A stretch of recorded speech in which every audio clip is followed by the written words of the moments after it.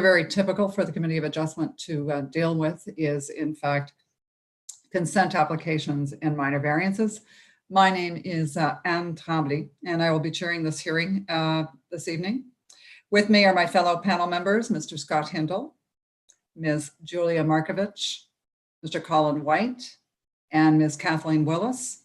Also joining us tonight, we've got a couple of coordinators helping out. We've got Ms. Mandy Nguyen and Ms. Cheryl Williams, along with our Deputy Secretary Treasurer tonight, who is Mr. Matthew Garnett.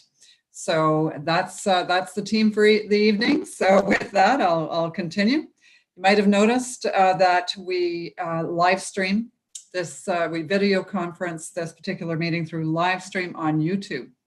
And that video, along with the agenda for tonight, is archived on the city's website, so you can have access to both at any time.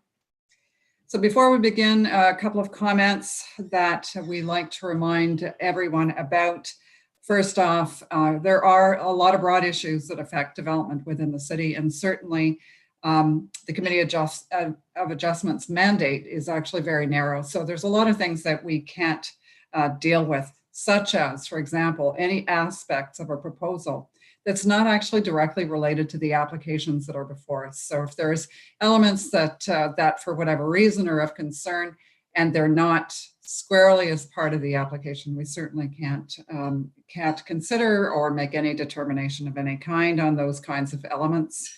Also, we can't address any issues with regards to noise pollution, property maintenance, property values. Those are really outside of our purview as well.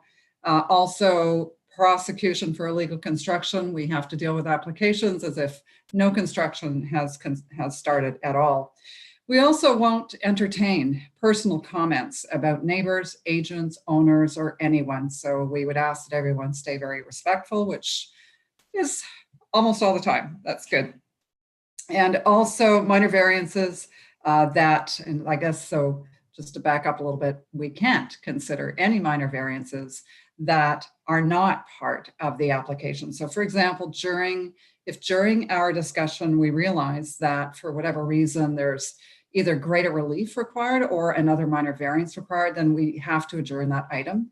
And that item then has to be recirculated as part of an application and brought back at a later meeting of the Committee of Adjustment. So as part of the statutory notification requirements, each applicant is required to post a sign on the property that essentially provides some details about the application. Also, they need to then provide the committee with a statutory declaration that essentially says that they have abided by the regulations under the Planning Act. If we don't have that declaration, we can't hear your application. And this evening, my understanding is we only have one signed declaration that's in, so I will need to read either oaths or solemn declarations verbally into the record. So with respect to quorum, so sometimes we get some issues with technology, either as a result of weather or as a result of, it can be anything. If that happens and we lose quorum, what we will try to do is to wait it out a bit and see if we can't reestablish quorum so that we can finish the items on the agenda. If we can't, after having been patient enough with technology, then any item that has not been addressed will then need to be brought back to the committee at the next meeting of the next hearing of the committee. So, okay, so with that, there's a hearing process that I'd like to outline just briefly. So do know that the committee members have had a chance to look at all of the items on the agenda, all of the materials that have been filed with the application. We, of course, make no decisions with regards to any of those items until all interested parties have had a chance to address the committee today as part of your oral submissions. Also, then we have sort of two streams that we take now that we're on to our online format. We can fast track applications where we do not require a presentation because the applications are relatively straightforward. And then we have other applications for which we ask for the full presentation that we would otherwise ask for if we were in council chambers. And for this evening, we actually have very few that we felt were very contentious. So we're going to essentially follow the order of the agenda for this evening, and we'll let you know whether or not, and I'm speaking to the applicants or their agents at this point, we'll let you know if we want a presentation or if the committee will go directly to questions. So what happens then is either we get the presentation or we will we give the opportunity to the panel members to ask questions to clarify the intent of the application to the extent that that's necessary. Once all of that is done, we will open it up to the public portion of the hearing. And at that point, anyone who has an interest in the application will have a chance to address the committee. Now, I do have a speakers list, so I will try and follow the speakers list to the extent that I can. But certainly you don't have to register necessarily. You can always just hold up your hand and we'll give you the opportunity to speak. So when you do, though, if you haven't already registered, for the record, I would ask that you give us your name. Spell it out possibly if it's not one that's very common. And then also give us your municipal address for the record. So then we'll ask you to simply address your comments to the panel members. You can ask questions directly through me. If I require a clarification from staff or from anyone else, I will get that for those of you who have some questions.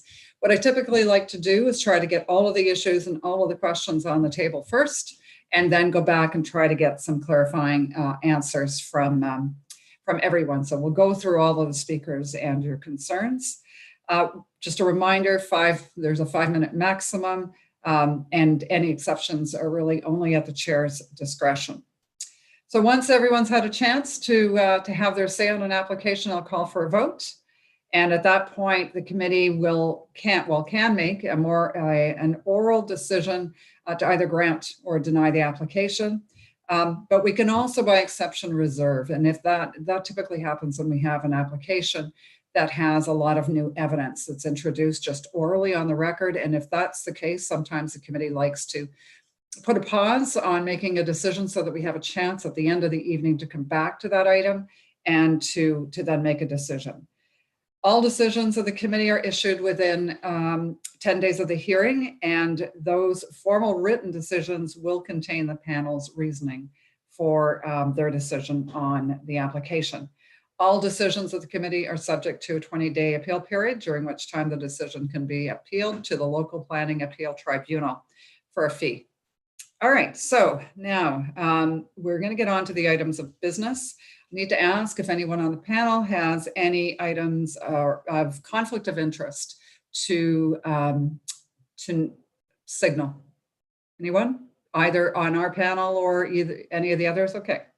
For the record then, we have no conflicts of interest. We also have no minutes. So can a coordinator just confirm to me that we have no minutes to approve this evening? I didn't see any. Confirmed. We have no minutes, Madam Chair. All right. Thank you very much. In which case, we're going to go to our adjournment requests at this point. We have 3. I'm going to start with application number 56, which is for Riverside Drive. The request for adjournment came from a member of the public, Mr. Farrow. Is Mr. Farah with us this evening to speak to this request for adjournment? If I don't have a speaker to represent the request for adjournment, I think on this then we will simply determine that we will not grant an adjournment and that we will proceed. Mr. White, you have a question? Thank you, Madam Chair. I believe there's a number of requests from the community and letters that we've received on this application for adjournment, and also one from the local councillor, if I'm not mistaken. Okay, well, I'm not seeing anybody come forward for the request for adjournment. So we wanted to speak, it's Jennifer Murray, the agent for the applicant. We wanted to speak to the adjournment request if it's being considered. All right, so Ms. Murray, right now we're trying to actually determine whether there is really Yeah. one at this point, because in my mind, somebody has to actually speak to this request. And if Yeah. there's nobody to speak to this request at this point, then the committee will determine that the item will be heard and we will move on with the application. So I'm going to ask one last time, is there anyone out there who wants to speak to the request for adjournment? All right, so I'm seeing no one at this point. So if that's the case, committee, with your permission, we will deny the request for adjournment and just move these applications onto the agenda. All right, I think we have consensus to do that. Great, so that will be the case. All right, so the second one that I have then is for application number 8, 130 Saint-Laurent. And I believe this adjournment request was from our own department. So I think we've got, who do we have here tonight? Mr. Hodgins? Good evening. Good evening. Through you, Madam Chair, thank you. We originally made an adjournment request due to concerns of a corner site triangle, the proposal not being in compliance with the zoning bylaw. We have since received a revised plan, which has removed or relocated the building outside of that corner site triangle. Both myself and the committee have been circulated on this plan. At this time, the department is okay with proceeding, while noting that the notice will need to be revised to reflect changed setbacks, and noting that it should only proceed so long as the application, should it be approved, be able to be tied to a plan. All right, so Mr. Hodgins, you're satisfied that you had sufficient time to review the revisions that were submitted by the applicant on this? That there's not going to be any concern of any potential error or new minor variance as a result of these changes? Through you, Madam Chair, no, I'm confident that we will not need any further minor variances as a result. I have checked the zoning compliance of the revised proposal. However, we did not have time to submit a new revised report with formal comments. So we did take a look at the proposal and confirm and examine the zoning, but we didn't fully provide the comments to the committee of adjustment, just in the absence of time.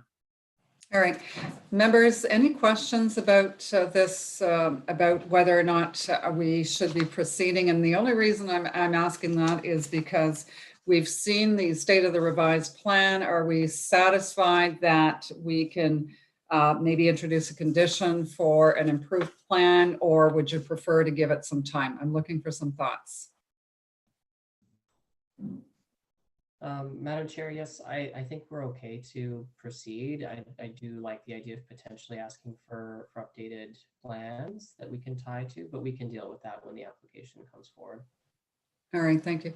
Mr. Hindle, your volume's a little on the low side, so you're difficult to hear. So if you wouldn't mind just increasing the volume. All right, so that said then, folks, I guess I'm hearing that we're going to,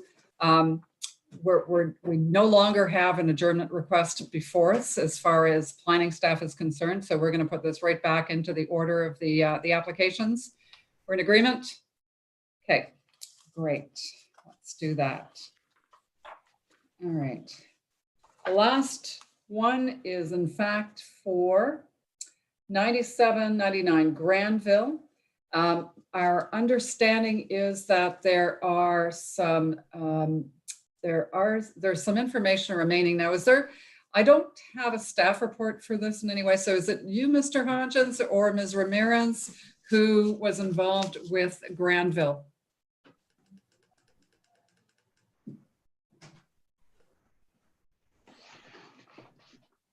Mr. Secretary Treasurer, or I'm just looking for somebody to speak to this. Yeah, Madam Chair, on behalf of committee staff, I don't know that the city planners would have looked at the Granville application. This was previously adjourned pending submission of a minor variance application. that minor variance application has not been scheduled for a hearing at this time. All right, so, and I think I understood there's still quite a bit to do on it. So committee members, with your permission, we will adjourn that item sine die. Are we all in agreement? Yes, hands is good. All right, so we are adjourning 9799 Granville sine die. Great, that takes care of our adjournments for the evening. Perfect. Then, in which case, we will move right along to our agenda, which looks like we didn't really lose anything from the list. So I think we'll just move forward from this point on. Application number 1 then is the first one that we'll hear. I'm looking for Mr. Ireland, agent for the applicant.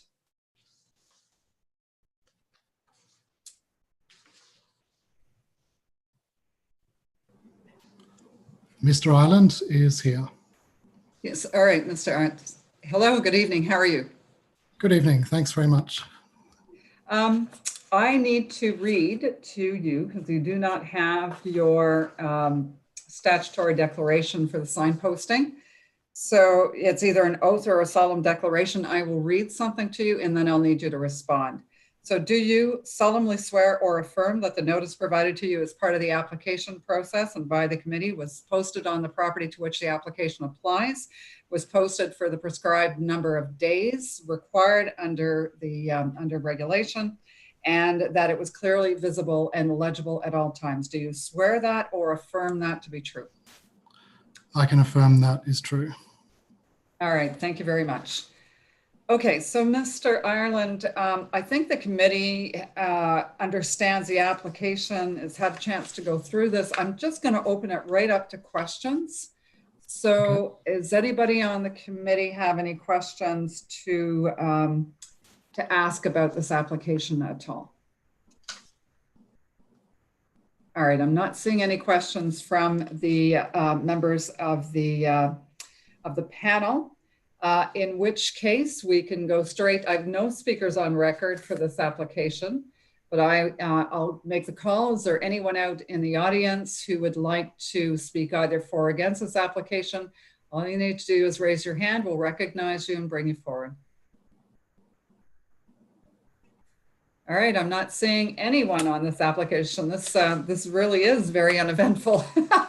So committee, then I need to hear from you. Are you all in support? Hands, please. All right, thank you.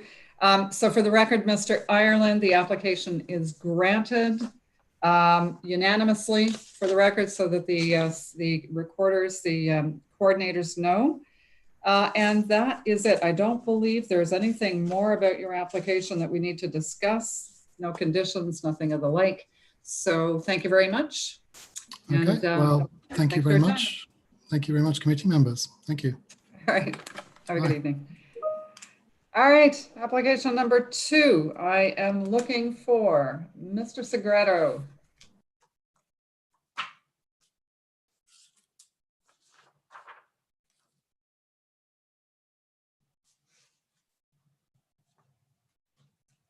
Hello. Mr. Segreto. Hello. Hello, Good we evening. hear you. Hi, Hi. how are you? Very good. Thank you. Okay, so Mr. Segreto, again, same thing with you. No, we don't have a statutory declaration, so I'm going to read and you can respond. Do you solemnly swear or affirm that the notice provided to you as part of the application process and by the committee was posted on the property to which the application applies for the prescribed number of days under regulations before the hearing, and that it was clearly visible and legible at all times? Do you swear or affirm that to be true? I swear. All right, thank you. So again, same thing, Mr. Segreto, there's no presentation required.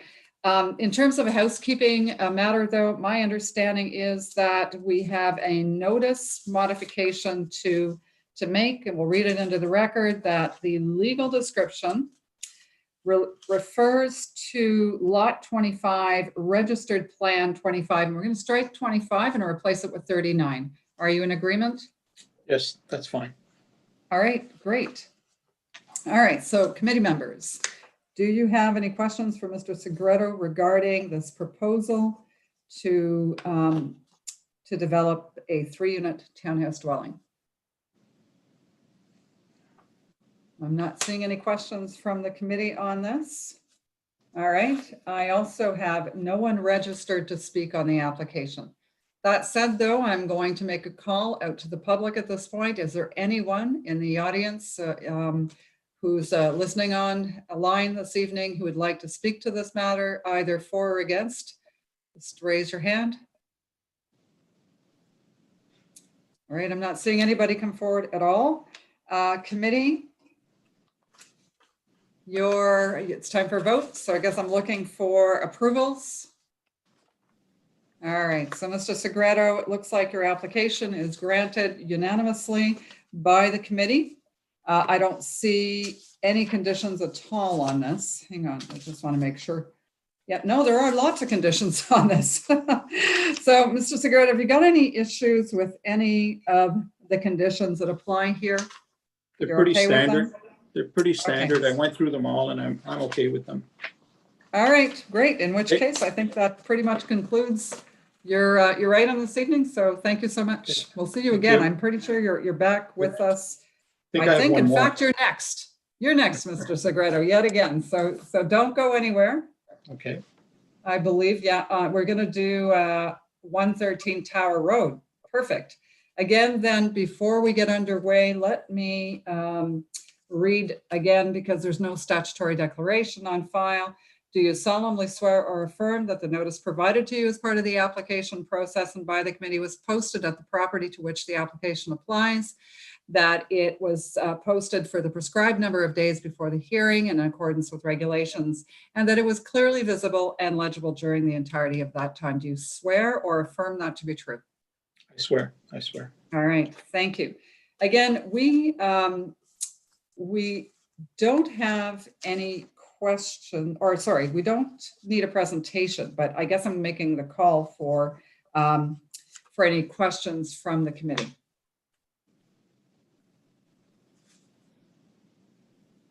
All right, I'm not seeing any questions from the committee on this.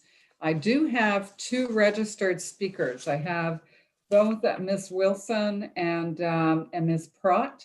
So Ms. Wilson, Ms. Pratt, Ms. Wilson, I see your name first. So if you want to come forward and put yourself on video.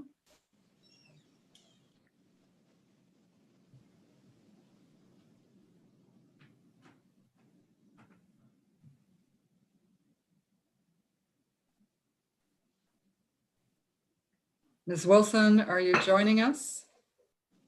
I am. Sorry, I'm trying to get in there. Would it be okay if Jill went first? Because I think she has, I lead after her. So if Jill could go first, that would be better. All right, Ms. Pratt. Ms. Pratt, are you there? All right, so Ms. Pratt, come forward, please.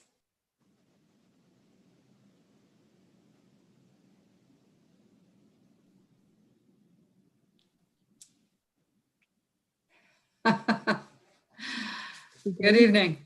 You're on mute, so unmute yourself and we're going to let you have the floor. All right.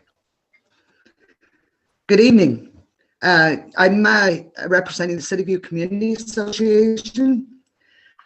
I just had some comments to make with regards to this application.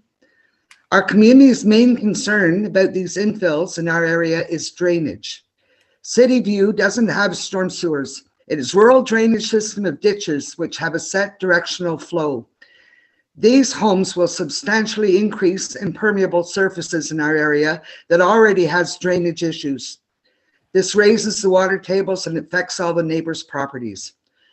Most houses in City View can no longer get flood insurance because our infrastructure is insufficient. We'd like to know where the storm drainage and snow melt will go from these properties. I understand in many cases that this water is being redirected into our water sewer systems. A storm sewer system should be constructed for this block to connect with the main trunk on Cordova Avenue. A single lot with a bungalow in City View pays about $4,000 a year in taxes. When we replace with these two large houses like this, with the tax collection increases to well over $20,000 a year, the city could well afford to put some storm sewers in. The city also collects development charges. If the city continues to allow densification, storm sewers must be constructed in our area. If the city wants to continue to allow the number of houses to double here, it's time for it to bring the infrastructure up to date too. We understand the official plan encourages infill and densification to use the existing infrastructure within the urban core, but this is not true. As noted by the planner, the plan of subdivision for this area dates back to 1913. Most of the infrastructure here was installed in the early 1950s, and it's old and it's now insufficient. Besides the lack of storm sewers, these new homes have 5 bathrooms times 2. That's 10 bathrooms to replace a single bathroom in the house that used to exist. Our other infrastructure should be examined to ensure it can handle this increased density. With new infills, the ditch system is often ignored and the existing ditches are filled in as at these construction locations. This is happening all the time in our community. This forces the runoff onto neighbors' properties and the street. This situation is further aggravated by the removal of trees, hedges, and vegetation, which affects natural evaporation and infiltration, and the increased lot coverage of 2 properties and double driveways with hard surfaces raises the water table and causes major drainage issues. We are aware that some houses near Algonquin College lands, like this one, have had recent flooding issues. There are a number of new infills in this area, and there's a berm that was constructed around Algonquin lands that has changed the natural water flow in this area. We'd like to be assured that a ditch and piping under the driveways will be constructed at this location. In this case, the existing lot is not level, and the grade on the left part of the property is substantially lower than that grade on the right. This could cause major problems to adjacent properties if this is not addressed before construction. Will the houses be constructed at different heights? Or will the city remove both houses to ensure that they're constructed below the existing building grade?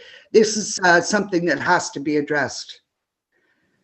The applicant claims in his that the variances relate only to the lots, that the proposed dwellings will meet the performance requirements of the bylaw.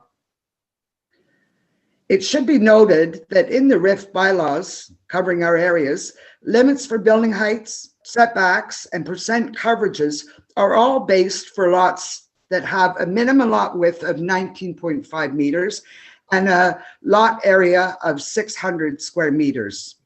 It would seem logical that when lots such as this are reduced by 25%, that the other parameters should be adjusted accordingly by 25%. This would truly reflect the intent of the bylaws and be more in keeping with the character of our neighborhood. For these reasons, we believe that the requested variances are not minor, and the general intent and purpose of the zoning bylaw and the official plan are not being maintained. Thank you. All right, thank you very much, Ms. Pratt. Any questions for our speaker? Okay, thank you. Ms. Wilson? Hi, can you hear me? Yes, we can hear you. Okay. I just want to follow up what Jill had to say.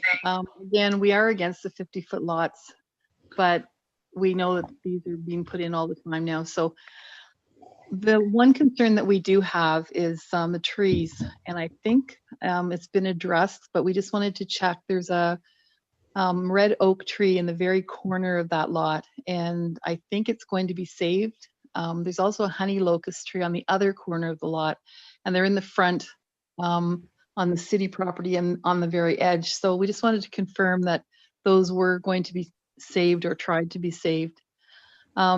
Again, Jill has talked about the drainage problem in our ditches, so I won't touch on that, but that is a big problem for us.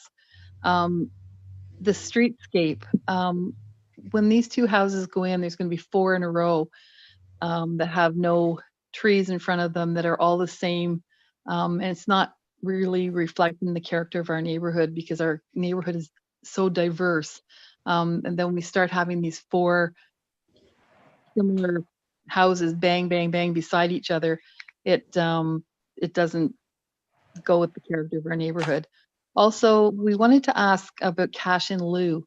Will the applicant be paying cash in lieu on this property?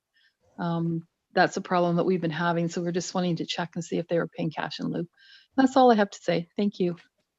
All right, thank you, Ms. Wilson. How about we try and get some answers for you as part of this. So, Mr. Segreto, I'm going to ask you to address the concerns regarding the red oak and the honey locust tree. Can you tell us a little bit about that? If you could put up the my site plan there, you'll clearly see on my proposed site plan that the trees are being protected. One is a city tree and the other one is owned by the owner. It's on private property, but both trees are to remain and to be protected. Thank you very much for that. All right, let's just see that site plan. I'd like to see it myself.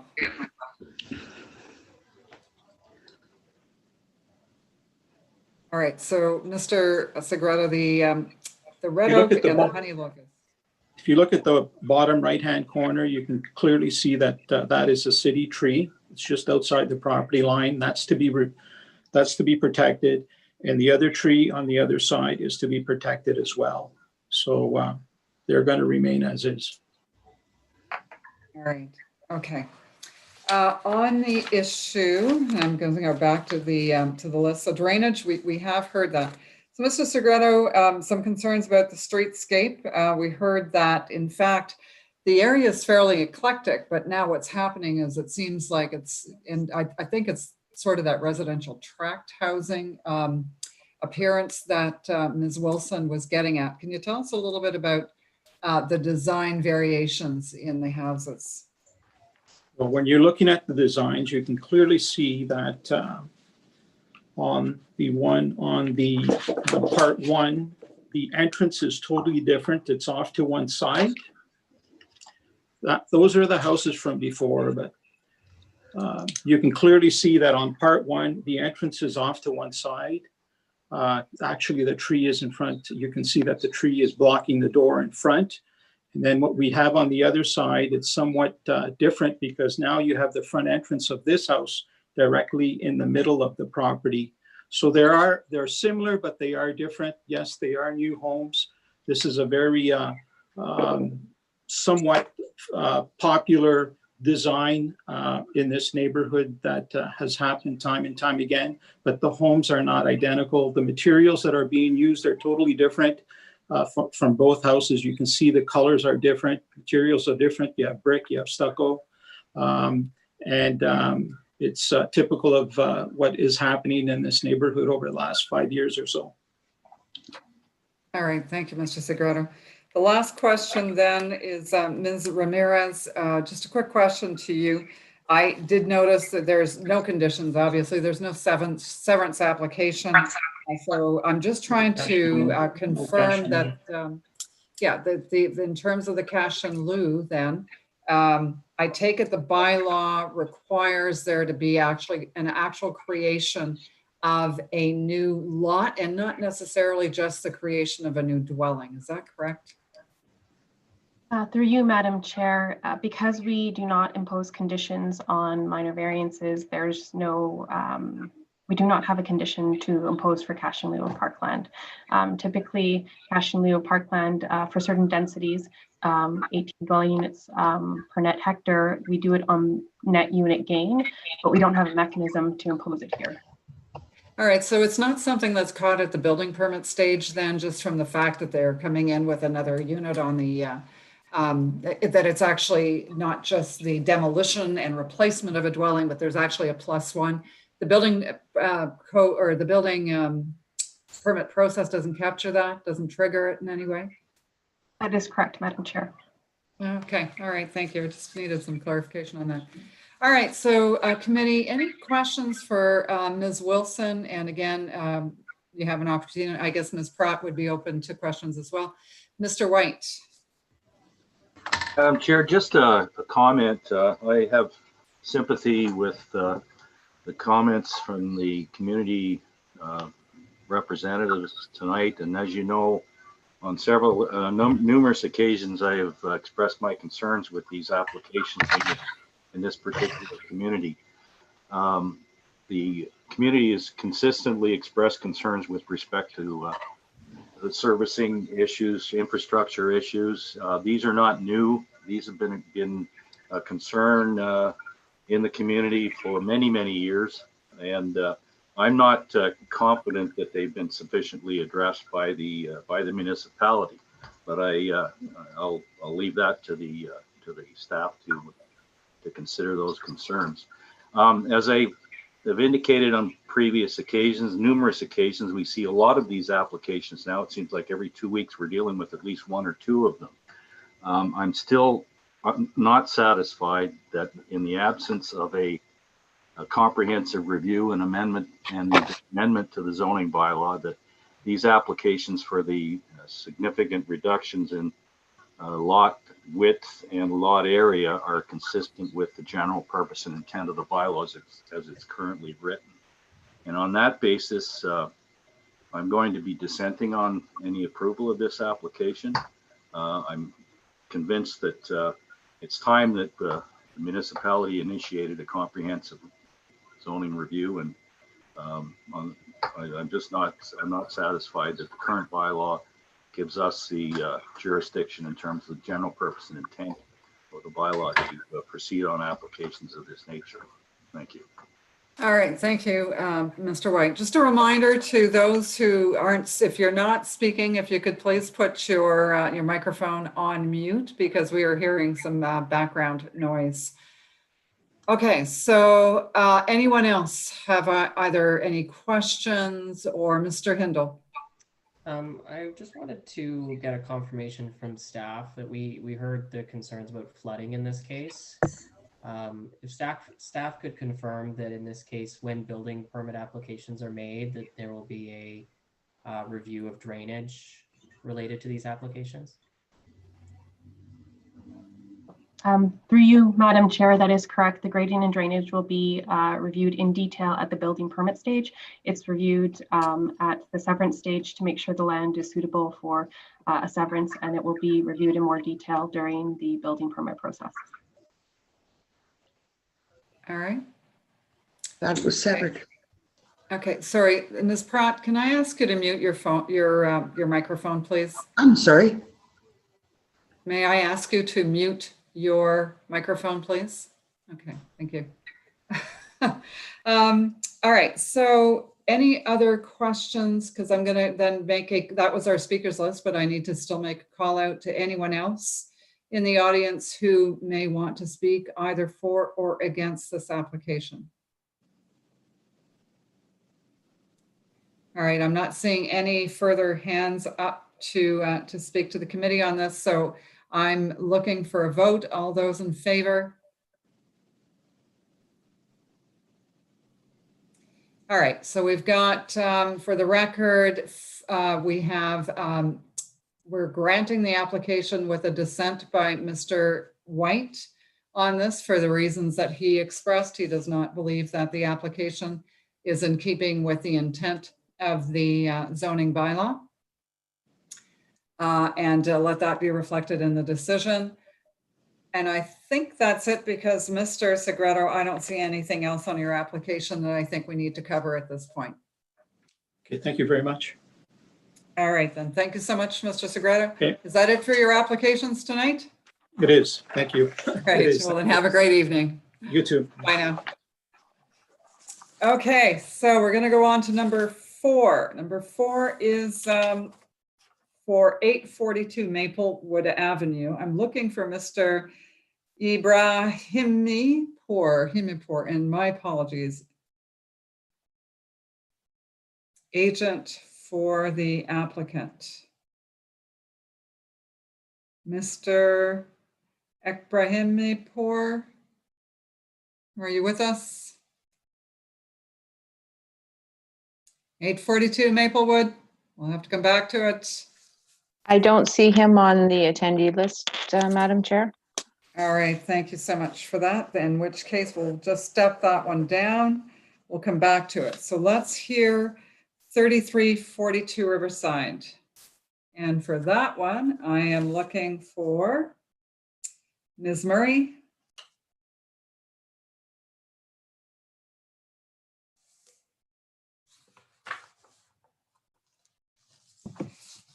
Hello.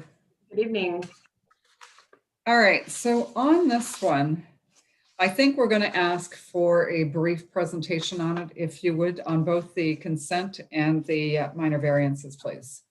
Yeah, the owner is on the call also, and they wanted to join the call. It should be either under Danya or Hisham.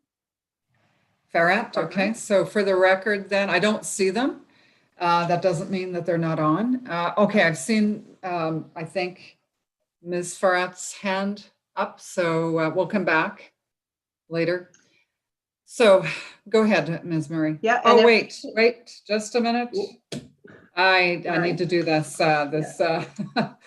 Okay. Do you solemnly swear or affirm that the notice provided to you as part of the application process and by the committee was posted on the property to which the application applies for the prescribed number of days before the hearing, and that it was clearly visible and legible during the entirety of that time? Do you swear or affirm that to be true? I do, I affirm. All right, thank you so much. All right, back to your presentation. Yes, if we could have the 3D rendered view from the street too, that I had sent in. I don't know if, I think it was Mandy. There it is, yeah. So Danya and Hisham, go ahead and just introduce yourselves and then I'll follow you. Okay, great. Hi, committee members. My name is Danya Farhat. This is my husband, Hisham Farhat, and we are the owners and applicants at 3342 Riverside Drive. 3342 Riverside Drive is where I grew up, and the property has been owned by my family for over 40 years. Hisham and I and our 3 children love this neighborhood. We're active members of the community, and our intention is to move back to that property and build our family home. After much consideration, we decided to sever the property because we felt that it was large enough to accommodate 2 single-family homes while still maintaining the character and quality of the neighborhood. This property is almost 1 acre and is quite a lot of work to maintain. I know that because I grew up there. So even when severed, these 2 properties will still be among the largest in the community. Throughout the planning process, we made many decisions to try our best to reasonably protect the privacy of our neighbors. This included maximizing the side yard setback on the south side, meeting with them in June to show them early plans, and also offering always to reach out and answer any questions, maintaining the significant trees and shrubs between our home and theirs, as well as offering to work with them to consider other strategies to protect both their privacy and ours. We feel that the variances that we have requested are reasonable considering the uniqueness of this property, and will result in 2 beautiful new homes along Riverside Drive that do fit in well with the character of the neighborhood. Thanks. All right, thank you. So Ms. Murray, I think we do need a presentation on you though from the about the actual variances themselves. So if you could take us through those, that would be great. Yep. And I think on the screen. But we do appreciate your input though, Ms. Farhat. So thank you. It was a very good presentation to the committee. It's just that when it comes to sort of the technical aspects of the application, we really do need to hear from your agent. So, but you did a great job. Thank you for that. We had both planned to speak because they were surprised by receiving, I guess, just today, a few letters from neighbors. So if we could flip to the site plan, I think that will be helpful to look at. And I'll just speak. I'm going to be referring heavily to my planning rationale letter that was included with the application. I also did review Ms. Ramirez's very thorough planning review, and I agree and concur with the staff's comments also because they did provide quite a bit of detail in their letter. So basically what we have here is an extremely large remnant lot that had development happen around it. It's just under 1 acre. We're proposing to sever the existing house and split the lot actually almost in equal halves. So although it creates quite a large backyard in the proposed severed lot, they are each 0.5 acres and 0.4 acres respectively. So still extremely large serviced lots within the urban boundary. So one of these severances, or one of the minor variances, is for lot width.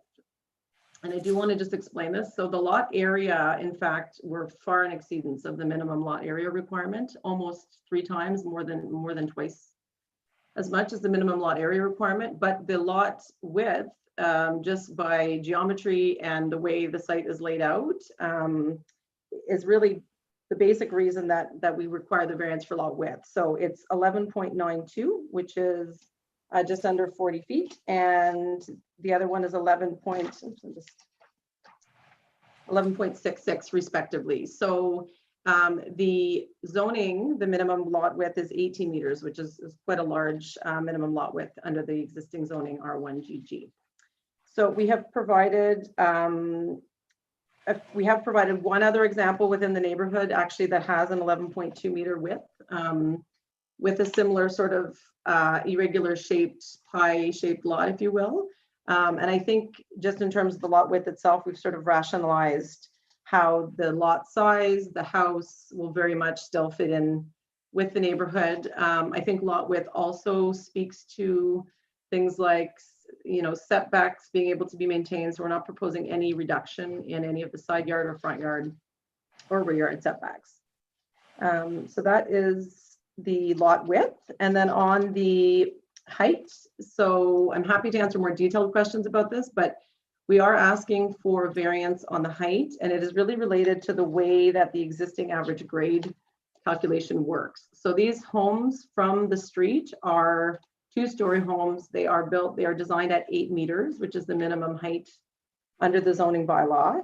The way that, starting in 2015 under infill 1 and 2, the way that the height of the house is calculated is based on the existing average grade at the rear yard and front yard setback at the lot line. So in this case, where the lot falls away significantly from front to back, and we have a very large lot, it is very challenging to design a house. So these houses are also quite long and set back into the property. So any home basically that was more than a story would almost necessarily require a variance to the height to be able to build within the existing ground. So the variances requested on the height are 9.74 meters on the retained lot on lot 1 and 10.09 meters on lot 2 on the severed lot. And again, I'm happy to answer any questions about the measurement of the height. I do have the definitions in front of me if that's helpful. So the 4 tests, I've reviewed them in detail, but the general intent and purpose of the official plan is maintained. We looked at the pattern of the lot fabric and feel that it is consistent with the size, consistent and compatible with the size and shape of surrounding lots, and still much larger than the minimum zone requirements. The orientation setback of the lots and the buildings on them, they've used facades and turned the garage in order to create a visually positive experience from the streetscape. In terms of the height, I explained that one. So the general intent of having a home that fits in a 2-story environment is maintained. We did provide 2 examples of taller homes within the immediate surrounding area also in the planning letter. Then the general intent and purpose of the zoning bylaw is maintained. So again, lot width. So I think the intent of the lot width has been maintained, which is to limit, you know, we talk about limiting density and ensuring that the side yard setbacks can be met. So certainly one very large home on this property that would be allowed under the zoning bylaw. I'm not sure that that would conform more fully with the intent of the zoning bylaw. The building height maximum, again, fits in with the surrounding context, and given the large rear yard setbacks and heavily treed nature of the rear yard, I think that helps to ensure the privacy is maintained of the neighbors to the back.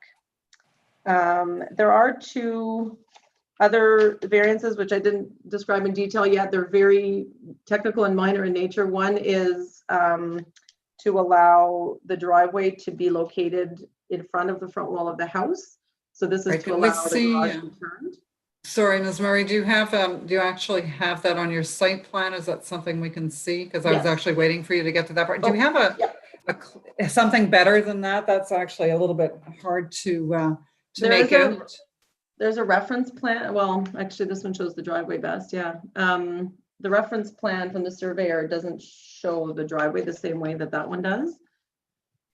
All right, Um, okay, so and that's the best we one you zoom- have? I don't know if we can zoom in.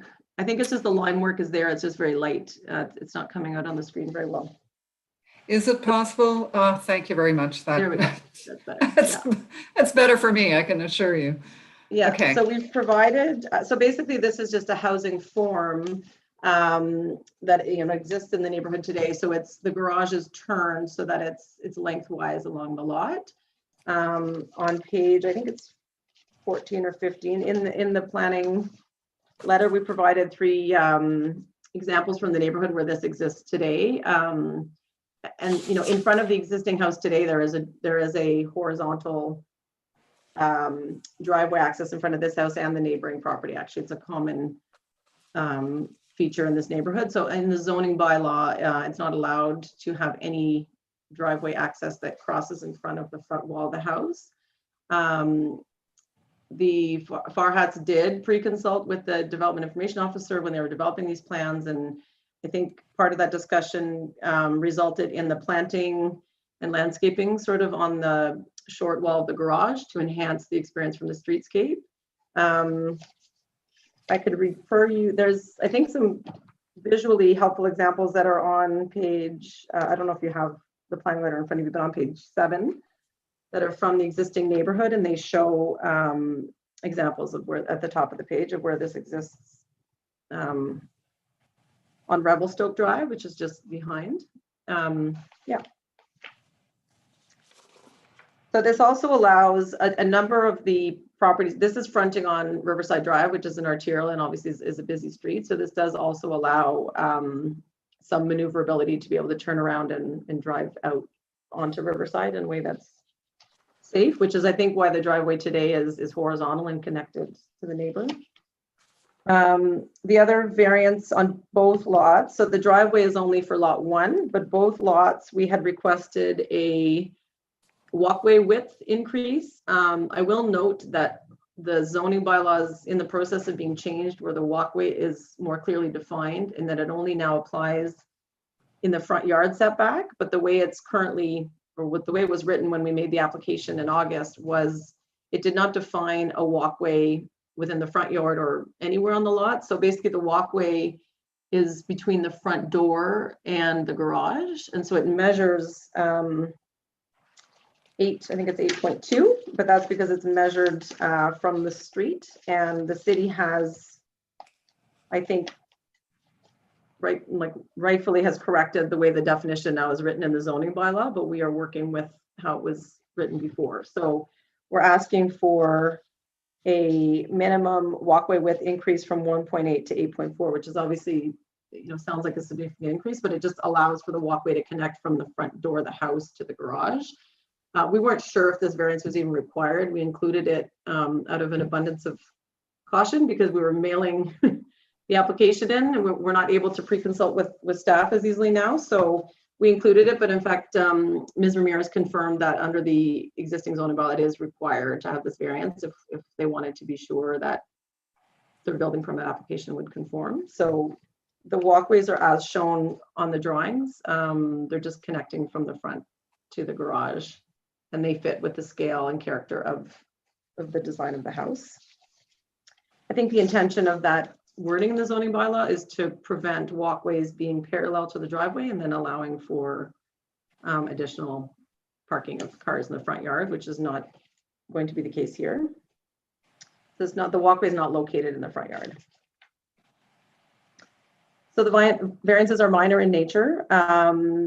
Due to the unique characteristics of the lot, these variances are required, and the grading of the lot. But with the large setbacks, meeting of the front, side, and rear yard setbacks, and maintaining the existing vegetation will help to mitigate any impacts on neighbors. And the variances are desirable and appropriate. I think this is clearly a very large lot on existing city infrastructure, so sewers, roads, transit, sidewalks. It makes better use of all this infrastructure to be able to have an additional family move into this neighborhood. So overall, I think the variances will, and the severance will create two homes and 2 lots that fit in quite well with the existing neighborhood. So that's my. All right, thank you. I just, before we go to questions, Ms. Murray, I just wanted for the record, I think we need to amend the legal description. My understanding is it's part of Lot 1 concession to Rideau Front, but also Part 1 Plan 5R 2277. Is that correct? I just need you to confirm. Yeah. All right. Okay.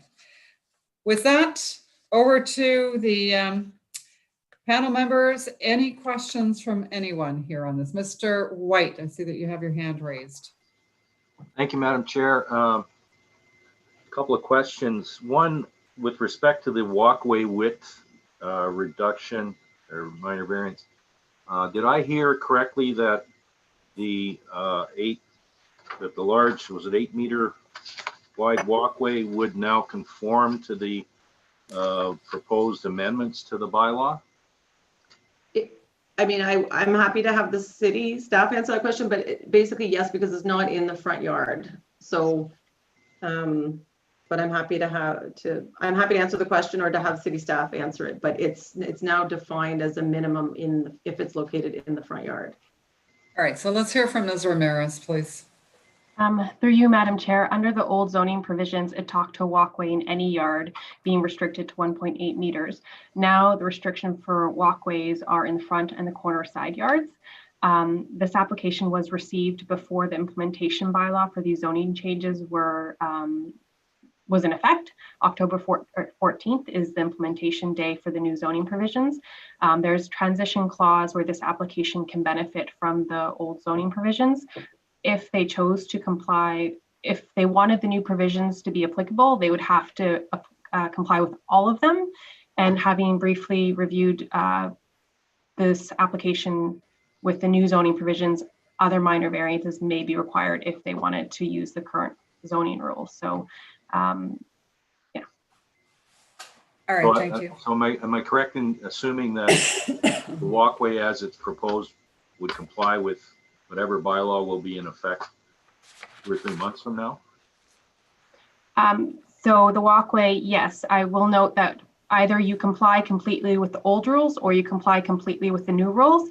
You cannot mix and match between the old and the new rules. I understand that, but all I'm asking is if the applicant, the proponent comes in with a building permit application with a walkway designed as it is today, would it conform at some point in the future whenever the new bylaw comes into effect?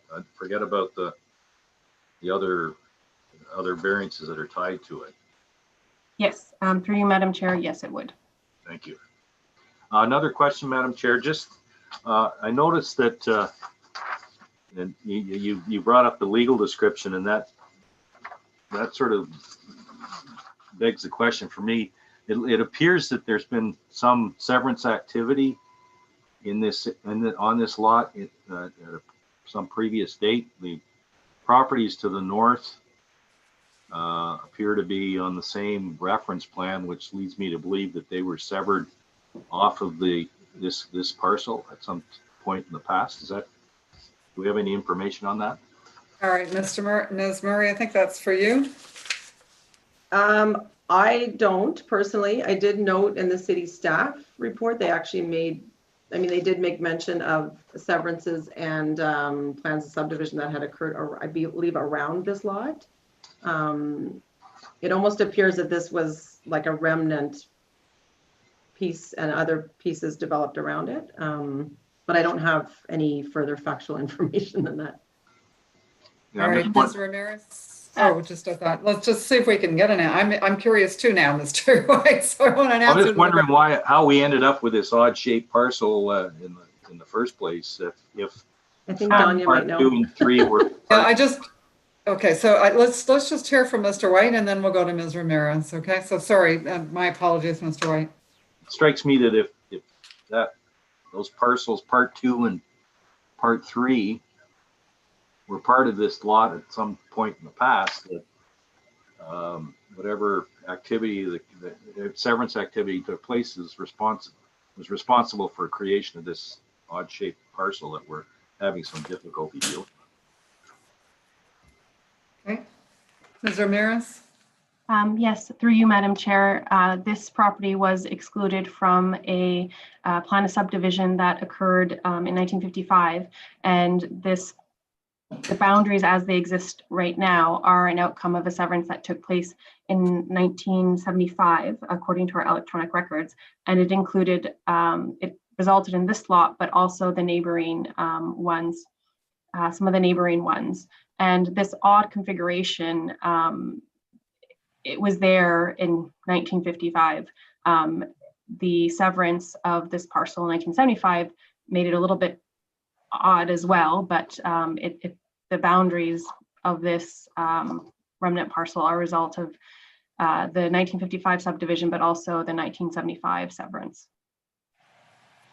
All right, thank you. Any further questions, Mr. White, on that? All right, okay, thank you.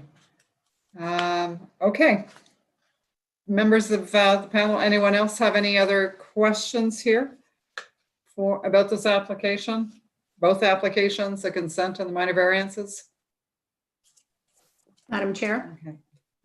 Yes, Ms. Wallace. Sorry, when we have something on the screen, I don't see you all. So I kind of look for these little hands come up. So anyway, go ahead. Okay, so Ms. Murray, I have no issue with the walkway and the height. I think you've explained those very well. I'm sort of struck with and struggling with compatibility of these two new lots with the neighborhood, where I was out there today driving around and taking a look at it, and there's a fairly consistent pattern of wide lots with the driveways, very conventional. There seems to be a standard sort of setback as all the houses are fronting onto Riverside Drive. And it looks to me like when you put them on an angle, when you push them back as far as they're going, with the other changes being the garages out front, the amount of space in the front yard as you approach the street that's being paved. And I'm just wondering if you can help me a bit with the issue of compatibility and lot fabric in the area. I understand that these are overly deep lots and they're an odd shape, so it's not an issue of lot area, but certainly the lot width seems to be dramatically different, appears to be. And I'm just wondering if you can explain that a little bit further, and also maybe show, I think there was a rendering that Ms. Farhad had up at the beginning of her presentation showing a rendering of the frontage. Maybe that might help me a bit. I think the coordinator has, so I guess there's two things that I would say in response to that. One is, I think your question is relating really to the properties immediately surrounding it, but we did provide an example on page 14 of a property on Revelstoke, which is in the immediate area, that has the same configuration. Basically, it's an 11.2 frontage, and it's a very large lot to the rear. So kind of a remnant, large piece of property. I think when we experience homes in a neighborhood, we don't see lot lines. We don't see side yard setbacks or front yard setbacks. So I think the question really is more about what the rendering speaks to, which is the massing and the form of the houses. I think the homes are very consistent in size and style and character with what we see in the neighborhood. I do know there's just south of this project, there's 4 new homes planned by HN Homes. I've looked briefly at the design. So certainly there's some character that's changing within the context. The front yard setback is significant. I think it fits well with the property to the south is also on, you can see it on the survey plan actually, but it's also on an angle and set back significantly. One thing that's come out more clearly, we know Riverside Drive is an arterial and it's a main street, but through the conditions, staff have actually pointed out that an additional approximately 3.5 meter right-of-way taking is required by the city. That's about between 11 and 12 feet. So in fact, the existing house on the property today with that property taking would become quite close to the road, and same as the property to the north, which is a newer, I think it's maybe a newer construction, but so there's an additional 3.5 meters that that would go into the Riverside right of way through this consent application. So that kind of speaks to the front yard setback. I don't know if it answers the question fully, but I do think that the style of home, the garage, the setbacks, the scale of the houses are consistent, certainly with the homes on Revelstoke and on Kamloops, and also with the other houses on Riverside Drive. All right, so Ms. Murray, just, do you have photographs of the streetscape by any chance? I don't, I think there's a good, yep, I don't know if I'm able to show them, or on page 2 and page 3 of the submission letter, there's a photograph of the existing frontage, and then there's an aerial photo that sort of shows on page 3. Okay, but it's just of the existing home, right? Yes, so we have of the existing home, yeah, and on page 3 it shows the surrounding properties from an aerial view. Okay. All right. Anything else, Ms. Wallace? No, just I'm assuming then that the one that you used as the one on Revelstoke that has an 11.2 meter frontage, that other than that, the lots would all meet the, I mean, you probably don't know off the top of your head, but the 18 meter minimum would be met in the rest of the neighborhood. Yeah, I think there's a lot. I mean, the description of I would say of the street behind is more wide, really is more wide, shallow lots on Kamloops, which is behind. Along Riverside Drive itself, there's a lot of deeper lots, and then as you get sort of east, it's a triangular sort of shape. But I think the frontage, yes. I know that the city staff did a analysis of. They looked at lot area. I think they relied their evidence quite a bit on the fact that this will be the even after the severance, these will be the 2 largest lots along that stretch of Riverside. So despite the frontage, but they did, I'm just looking to find it quickly, but they did discuss a calculation they did, I think, of adjacent, maybe on page 3 or 4. They calculated I think an average frontage. Yeah, they calculated an average frontage of 22.6 meters. Mm-hmm. And that it ranges from 16.9 to 35. So I guess you could actually say that it's maybe not that consistent because there is a range already of between 16.9 and 35. This one I think is, what today is, I guess, 20 something.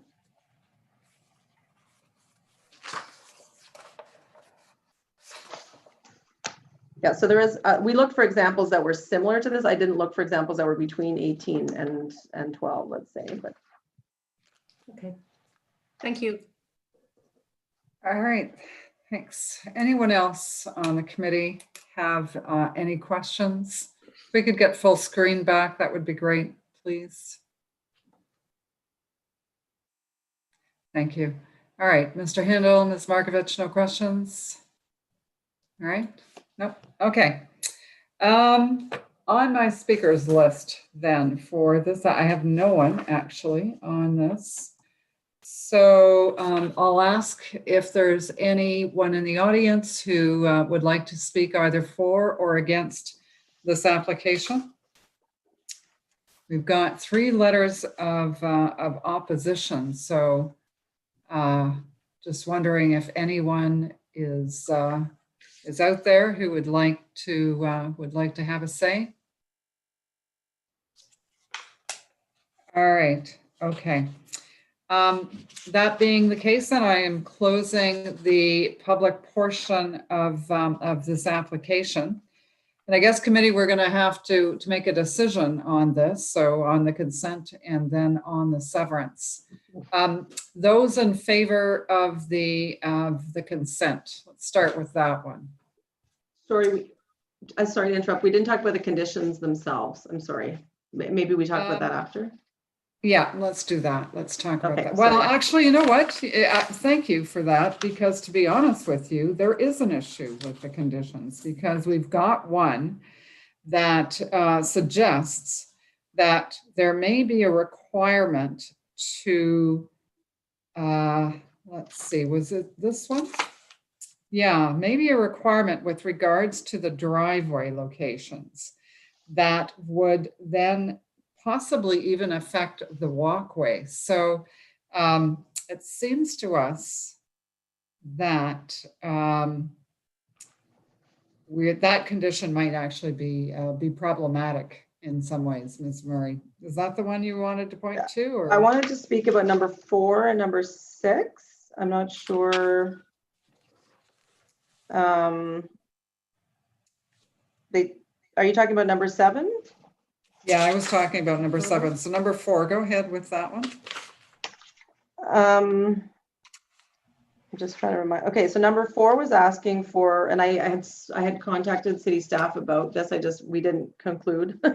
So they were asking for a full resurfacing of Riverside Drive, which is obviously a significant amount of paving work. And my understanding is that's required when there's 3 road cuts into the road. And so we would be blanking. Anyways, I don't want to get too much into the details, but I had asked staff if at the time of building permit and detailed design, if 3 road cuts were not required, whether the applicant would even have the ability to get rid of this condition, because it's asking for a development agreement.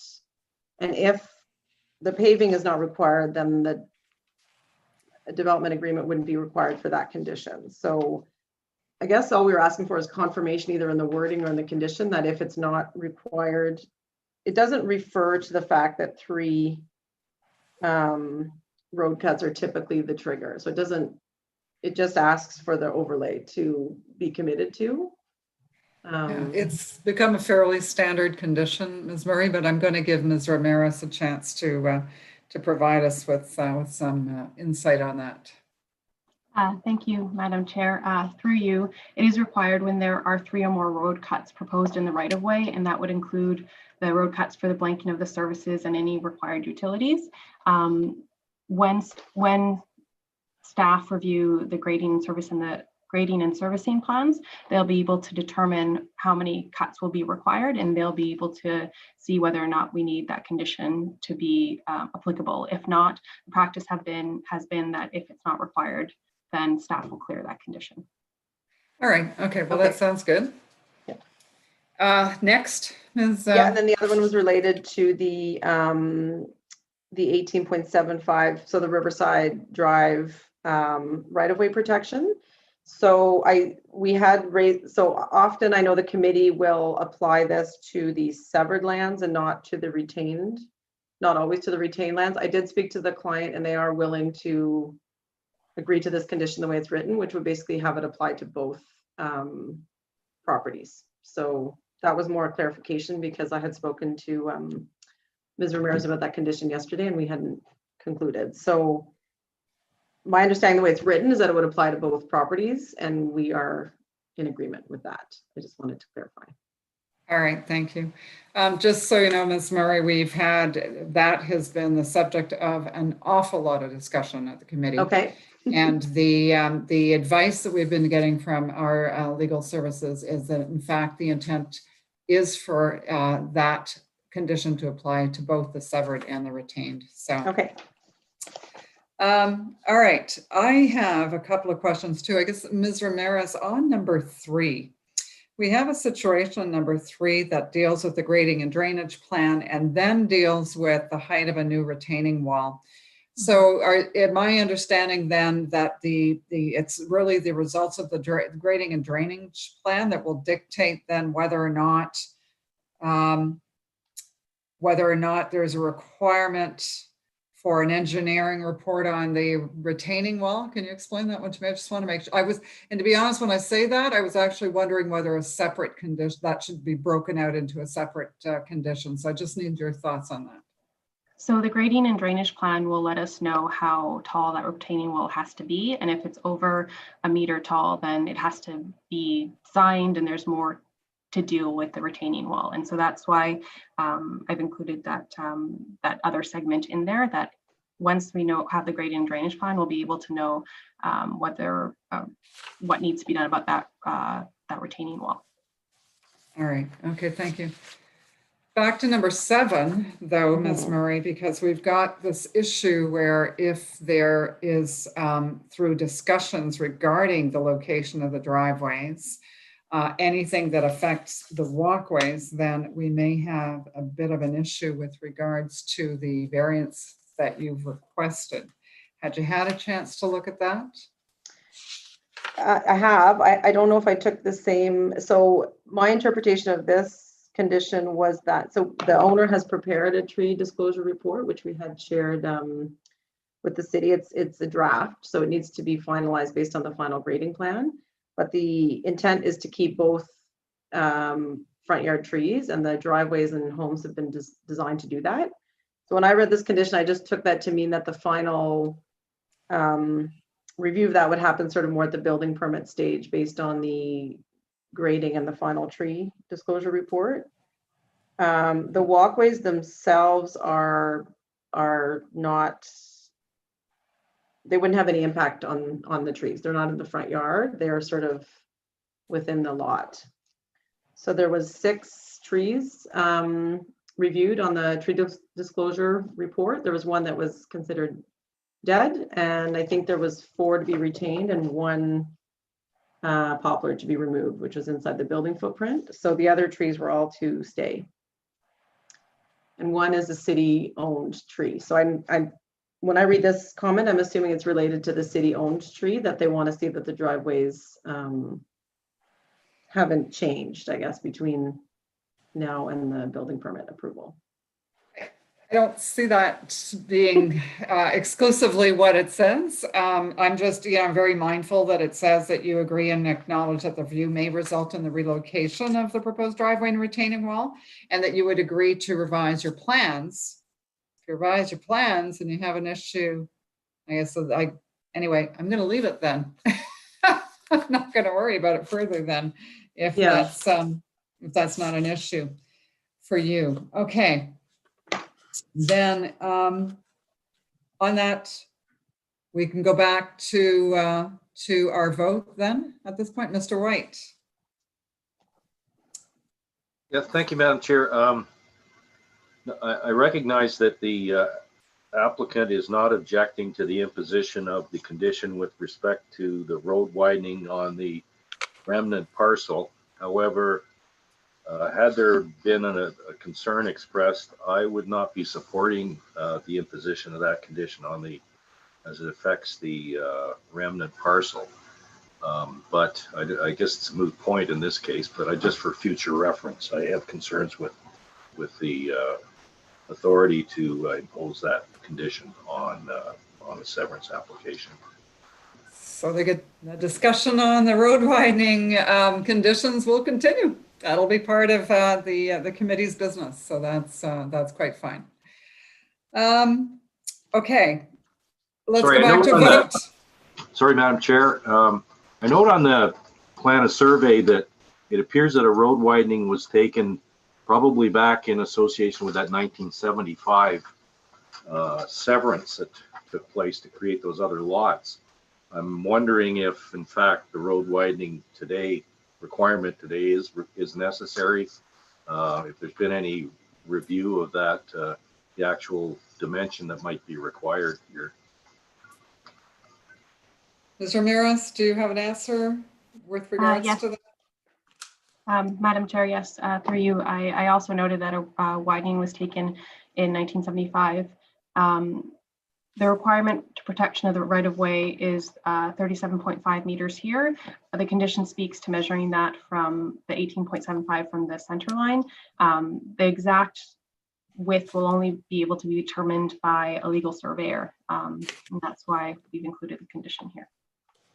All right, thank you. Okay. We're going to go to a vote on the consent. All right, so I'm looking for those in favor of the consent on this application. All right, so Ms. Murray, on the consent, I'd like for the record to show that 4 out of the 5 members are in agreement with the consent. I myself, I'm dissenting on that one because I don't believe, in fact, that it is compatible with the surrounding area. And just based on my experience, I've seen ways that a severance on that lot could occur and could still meet the Farrett's proposal or desires, I guess, or wish to build 2 houses. But I think there's other ways that we could do that would actually be more compatible with the neighborhood. So I am dissenting on the consent. On the minor variances, those in favor? Okay. So for the record, I guess since I'm not agreeing with the severance in the first place, I'm going to dissent on that as well. So both applications are granted with myself dissenting with regards to compatibility issues. That's the minor test that I don't believe has been met. So with that, we've gone through the conditions. I don't think we have anything further to go through. We good? Thank you very much. All right, thank you so much, Ms. Murray. Okay, on the next application, we're going to application number 7, 261 Iroquois. And I am looking for Mr. Mason.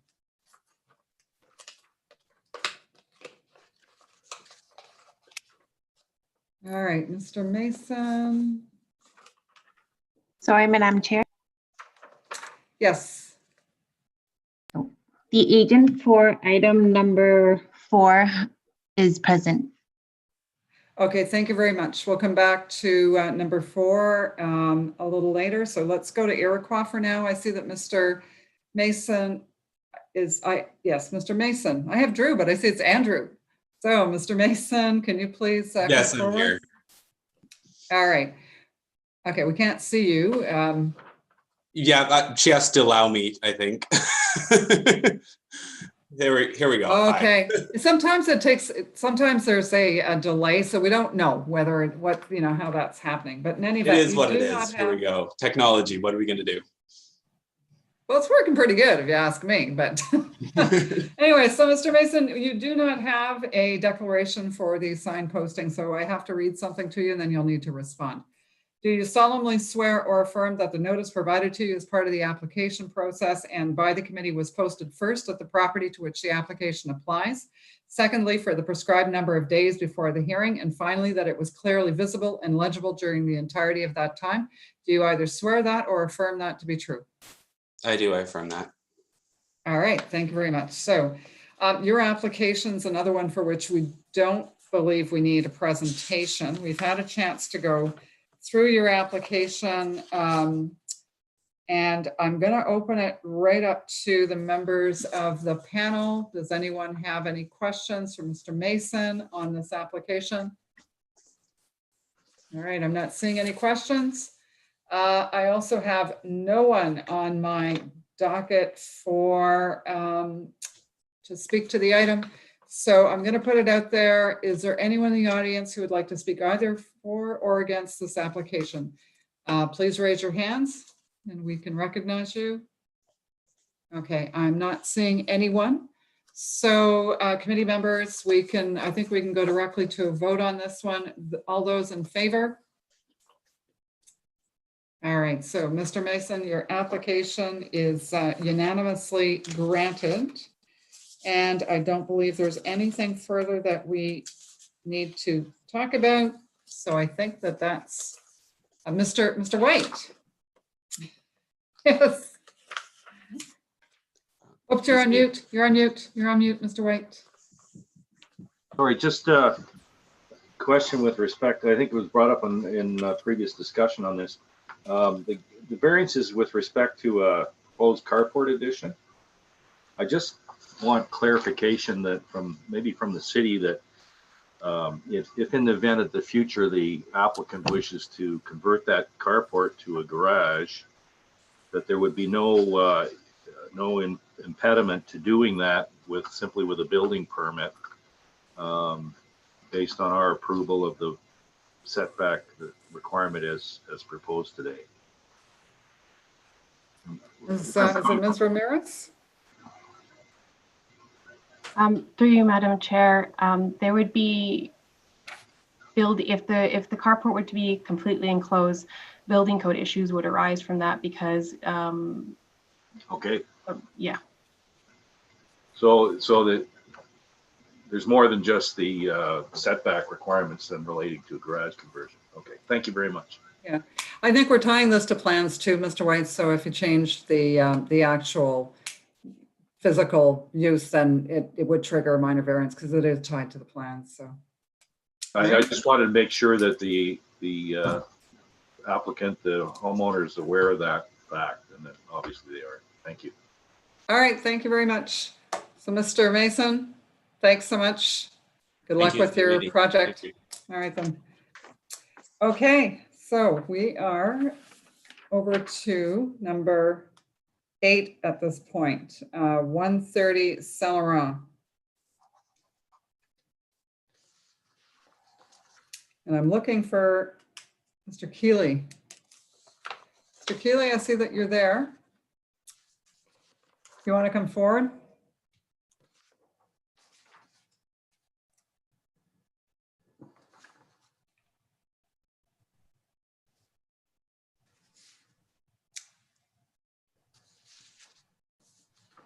So we just got to get you off mute. Hi, can everybody hear me? Yes, we can hear you. That's great. So welcome.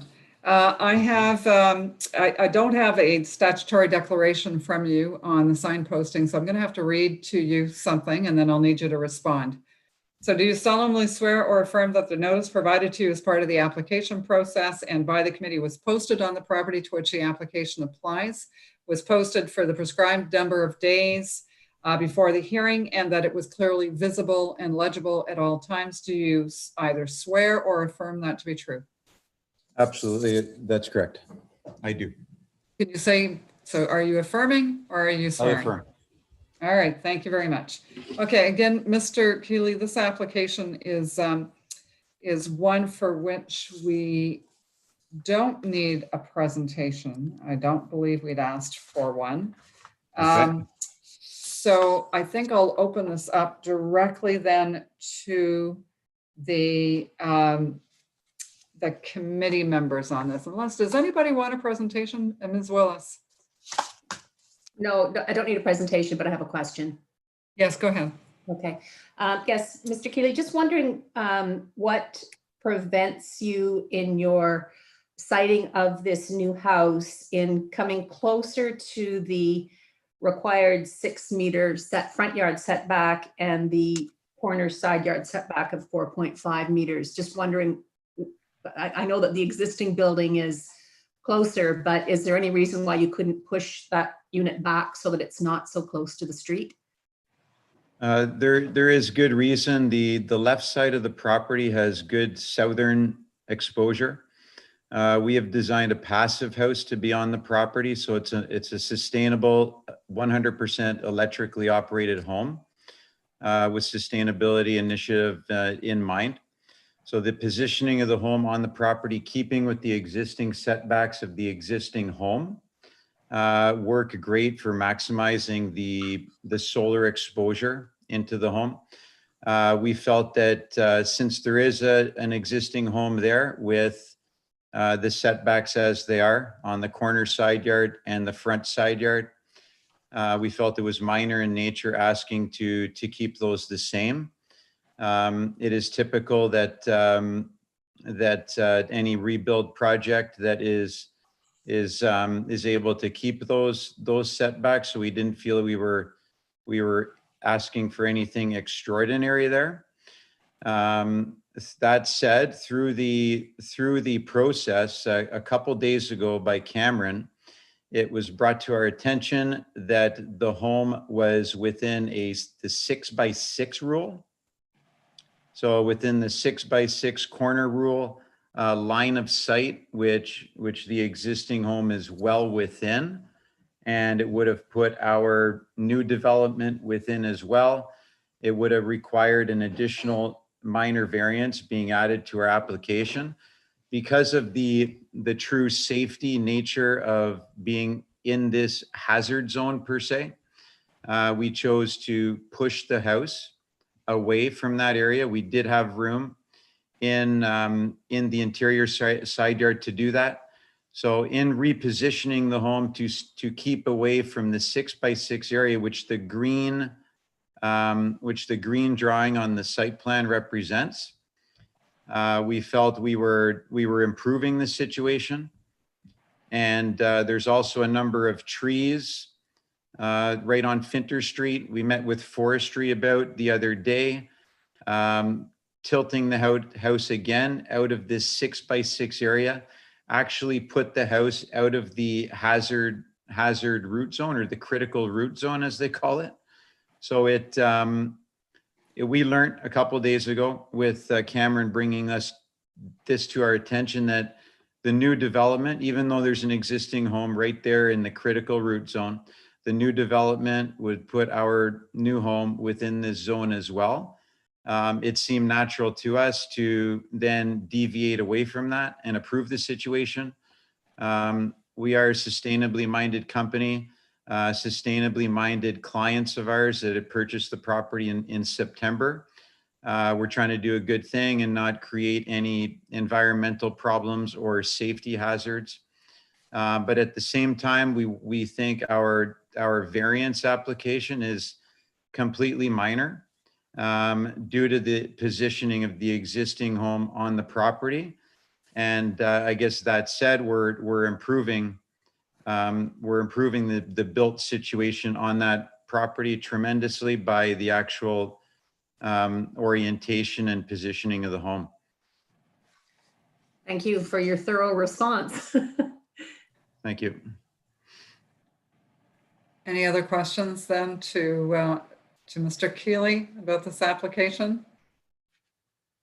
All right. Just some, I guess I'm going to get some thoughts from the committee. We had talked about, because of the state of the revised plan that was lacking, let's say, more clarity, because we talked about how the plan might be somewhat difficult for a plans examiner to decipher. So we talked about perhaps adding a condition that, and I'm not sure, we can't even add a condition to this.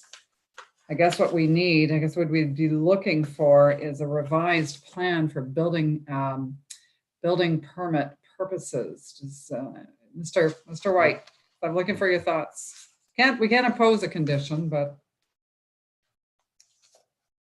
Yes, Madam Chair, I understand the concern. I'm wondering if we could simply accept an undertaking from the applicant to, and I think it's just a case of more legibility than anything else. If we could just take an undertaking, a letter of undertaking from the applicant confirming that and providing us with a providing staff, committee staff with a revised plan that clarifies the application before it's submitted for building permit. I'm going to get some guidance from Mr. Garnett. Mr. Garnett, could you come forward? I'd like to hear from you. Not in my experience, I've never seen us ask for a letter of undertaking as part of a minor variance, but is that possible? Is there another mechanism we could use to ensure that the plan is revised and provided in an improved, and I guess what we're looking for is more of a standard format for these plans. So can Can you give us some guidance there?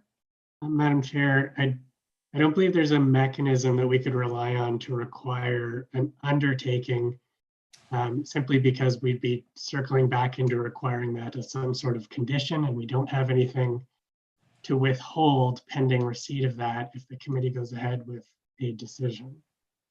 I just note quickly too, I may have missed, but for the record, did we amend the application to reflect those? So in terms of amending the application, we hadn't gotten to the housekeeping yet. You're quite right. But the only amendment, Mr. Garnett, that I see, it has to do with the file number reference. So perhaps the planner in consultation with the applicant could confirm, but I believe the changes to the site plan, while they improve the state of nonconformity or the move towards conformity and therefore don't automatically trigger a recirculation, the numbers have changed, I believe, for the front yard setback, corner side yard setback, and lot width. Oh, I see in terms of the actual amendment. So yes, all right. So Mr. Hodgins, what would those numbers be then? I take it A and B are regularizing the lot and the lot area and the lot width. So nothing's changing in that regard. How about for number C then, what would that front yard setback be? Sorry, Madam Chair, I'm just going to. Madam Chair, That's it's okay. on the Yes. summary sheet. They've been corrected on the summary sheets that we received this afternoon of the comments. So there is in fact a reduced lot Okay. width, the 50.62 meters. Okay, can you read that? Because I don't get the chance during the day of the hearing to go back to any of that, unfortunately. So can you give that to me again then, please? So C? A is to permit a reduced lot width of 15.62 meters rather than 15.48. B Now, remains. why would that be? Why would that be? Because we're not creating a lot here. The lot is a lot, but not? Through you, Madam Chair, if I may. Yes. The reason for that is being that the notice was circulated with the lot frontage. The lot frontage is different from the lot width. The lot width is Okay. 6 meter mark parallel to the lot depth at a right angle. So it is a lot of record, and they're not proposing to change the lot. It's just the way that lot width is determined versus lot frontage, and it's just to clarify that. All right, thank you. All right, back to you, Ms. Willis. Okay, so B, On to B. B remains the same, and C to permit a reduced front yard setback of 1.5 meters rather than 1.31. Okay. And D is to permit a reduced corner side yard setback of 3.95 meters rather than 2.44 meters. All right, so thank you, Ms. Willis. Mr. Keeley, I need you to confirm that those changes are correct. They are correct. All right, They are thank you so correct. much. Thank you for recognizing them. Good. Can we also make the change in the reference to the file number while we're at it? So I have D08-02-020/A hyphen or dash 0020, and now we're changing it to D08-02-02, sorry, dash 20, yeah, /A dash 00200. Am I missing something here? What's the difference? No, I'm looking at it. We've got a strikeout, we've got a new one, and I'm looking at the number and I'm thinking, not 220 sure as I opposed to understand what this 200. changes. Can somebody, Mr. Sure. Hodgins or Mr. Garnett? I think I can clarify. I believe the number was originally indicated as A00220. I'm fairly sure. Okay, that's it's right. supposed It's to be- exactly. It was 220 and it is now just 200. Okay, all right. Boy, eagle eyes, because I did not see that just off that. Okay, all right, good. And Mr. Keeley, you can confirm that change. I just want to be sure that the applicant is on board for. I'm looking at it right now. It looks just like what you said, A00200. Okay, perfect. Oh, good. I'm glad we have that. Okay. back to any questions and on any of this. Ms. Willis, did you have any further questions? No. No. All right. Anyone else from the committee? Mr. Hindle. Yeah, I think, Madam Chair, when we were talking about the idea of tying it to plans of some description and asking for an updated plan, I think what we've done in the past is just ask that the applicant provide an updated plan to committee staff prior to the issuance of the decision, so that we could tie it to them, which I think in this case, Mr. Garnett, you can confirm, but I think it's around a week turnaround time. That's correct. Through you, Madam Chair, the decision, if the committee rendered its decision today, has to be issued within 10 days under the Planning Act. We would be issuing not this Friday, but the one immediately following. All right.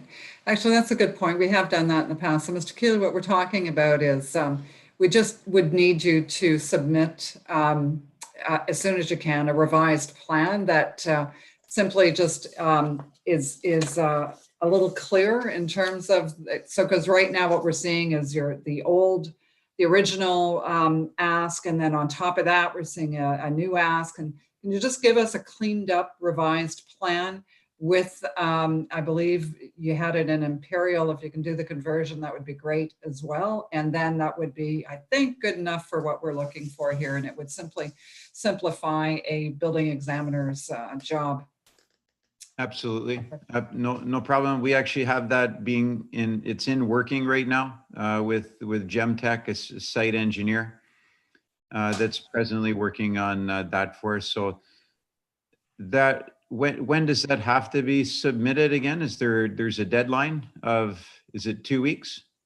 No, sooner than that, Mr. Okay. Garnett. What's your Madam date? Chair, we would need the date. We would need that plan submitted and therefore dated in the preparation of the decision, which has to be issued on the Friday. So we would need it early next week, and it would be Okay. imperative to receive it at that point because we're obligated to issue the decision within 10 days. Yeah, and Mr. Okay. Keeley, make sure that Mr. Hodgins has a chance to see that, because we're going to be wanting to hear from the planner that they're good with the revised plan and it still looks good and that there's no issue. Okay. Okay, absolutely. That'll be my first call tomorrow to the engineer. We'll get hopefully that organized for Friday, if not Monday.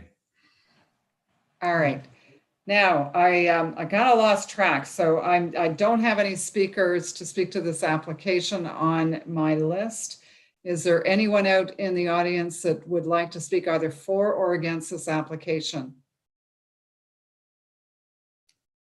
Okay, I'm not seeing anyone. So committee, I think it's up to us now, those in favor.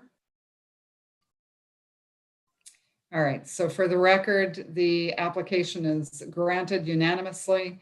And I think that concludes our item this evening on that. All right, thank you very much. Thank you. Thank you, everyone. Okay.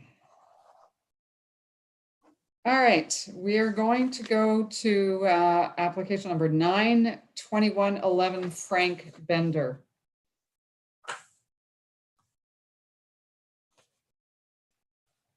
And I'm looking for that one. Who have we got on? We have Mr. Petnode. Mr. Petnode.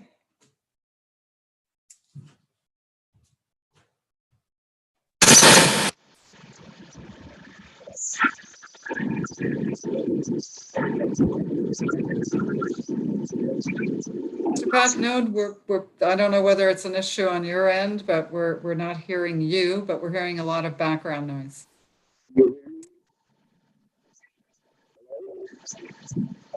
Can you hear me? Oh, not very well. Not very well, Mr. Petnode. Mr. Funny, just a second, we'll try something else here.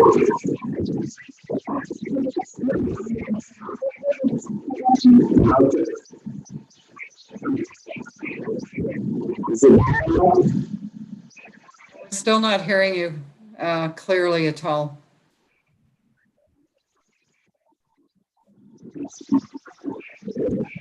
And now, is it now? All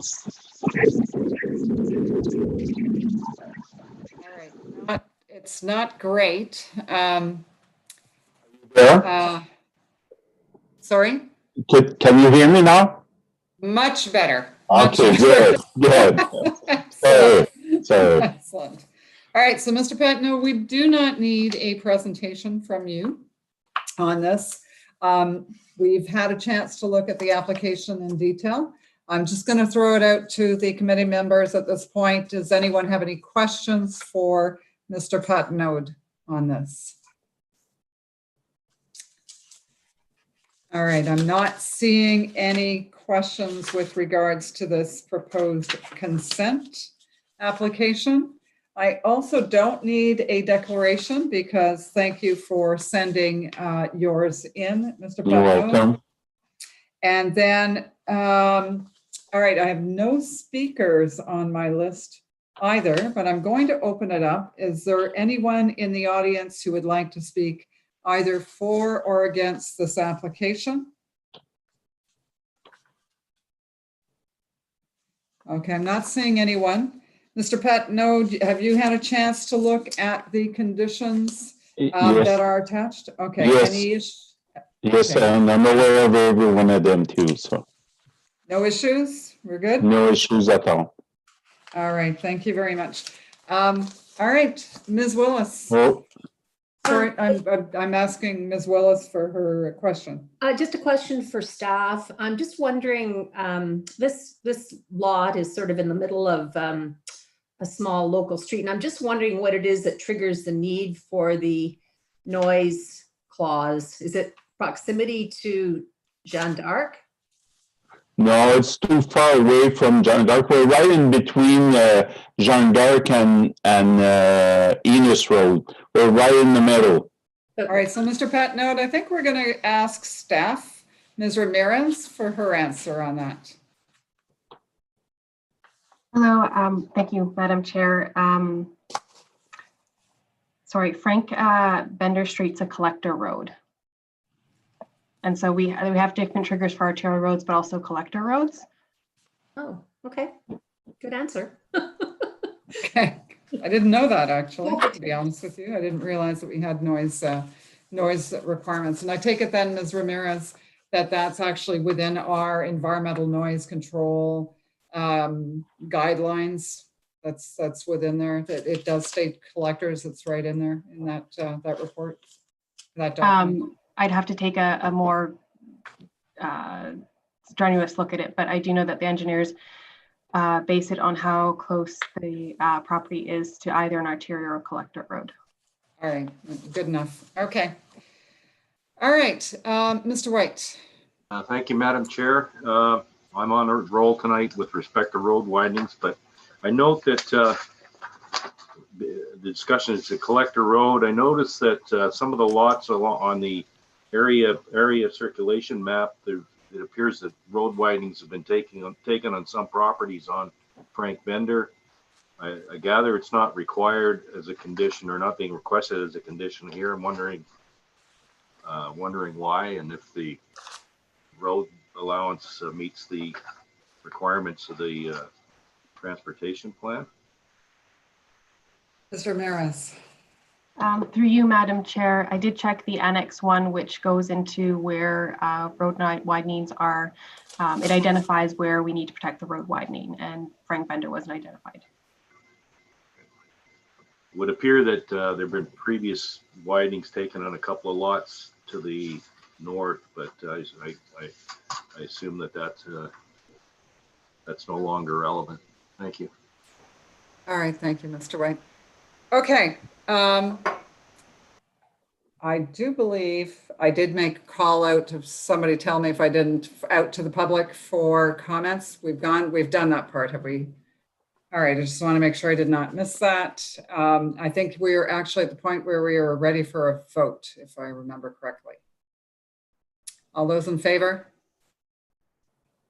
All right, okay, so for the record, the application is granted unanimously. So I think that is all. I know we've talked about the conditions, Mr. Petno, so your application's granted. Thank you so much for joining us this evening. Thank you very much. All right, thank you. Bye. Bye now. All right, so we're now on to, I think I'd like to go to, I think I'd actually like to go to 159 McCurdy, which is actually application number 11, but it was from previous application. So I think I'm looking for I'm going with number 11 at this point. Looking for Mr. Petitcombe.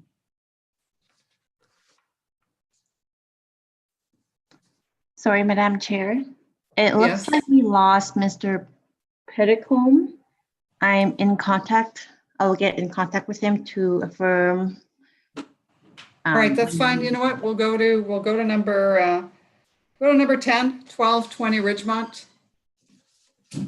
Do we have Mr. Esuendri? Sorry, I'm sure I've got that wrong. So if we can have the agent, please. I think, oh, sorry, it's not it's Mr. Knackle. Mr. Knackle, my apologies. Oh, that would be the owner. So then Mr. James. Mr. James, come on forward.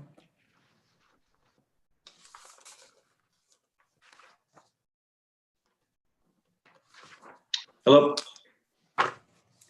Hello, good evening. So on your application, I think we're not going to ask for a presentation, but I do believe that there are questions from the committee on your application. So who would like to open up the questions? Mr. Handel, you look like you were ready to launch things off. So go ahead, please. Hands ready to go. Yeah, Mr. James, I was curious, your application didn't really come with any evidence showing similar lot fabric in the area. So can you tell me if you've done an analysis of lots in the area to show that what you're proposing is reasonable for the context? Yes, we did. The original application was missing that info.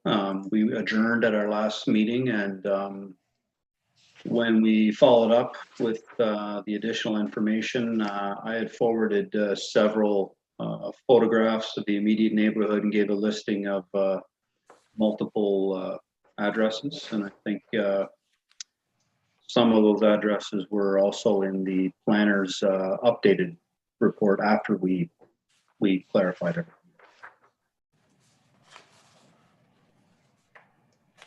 Okay, maybe I don't seem to have those in my package, so I'm wondering, could you maybe walk us through those examples? Some of the addresses, you mean? Yeah, that'd be great. Okay, yeah. Well, let me just look them up here. Sorry.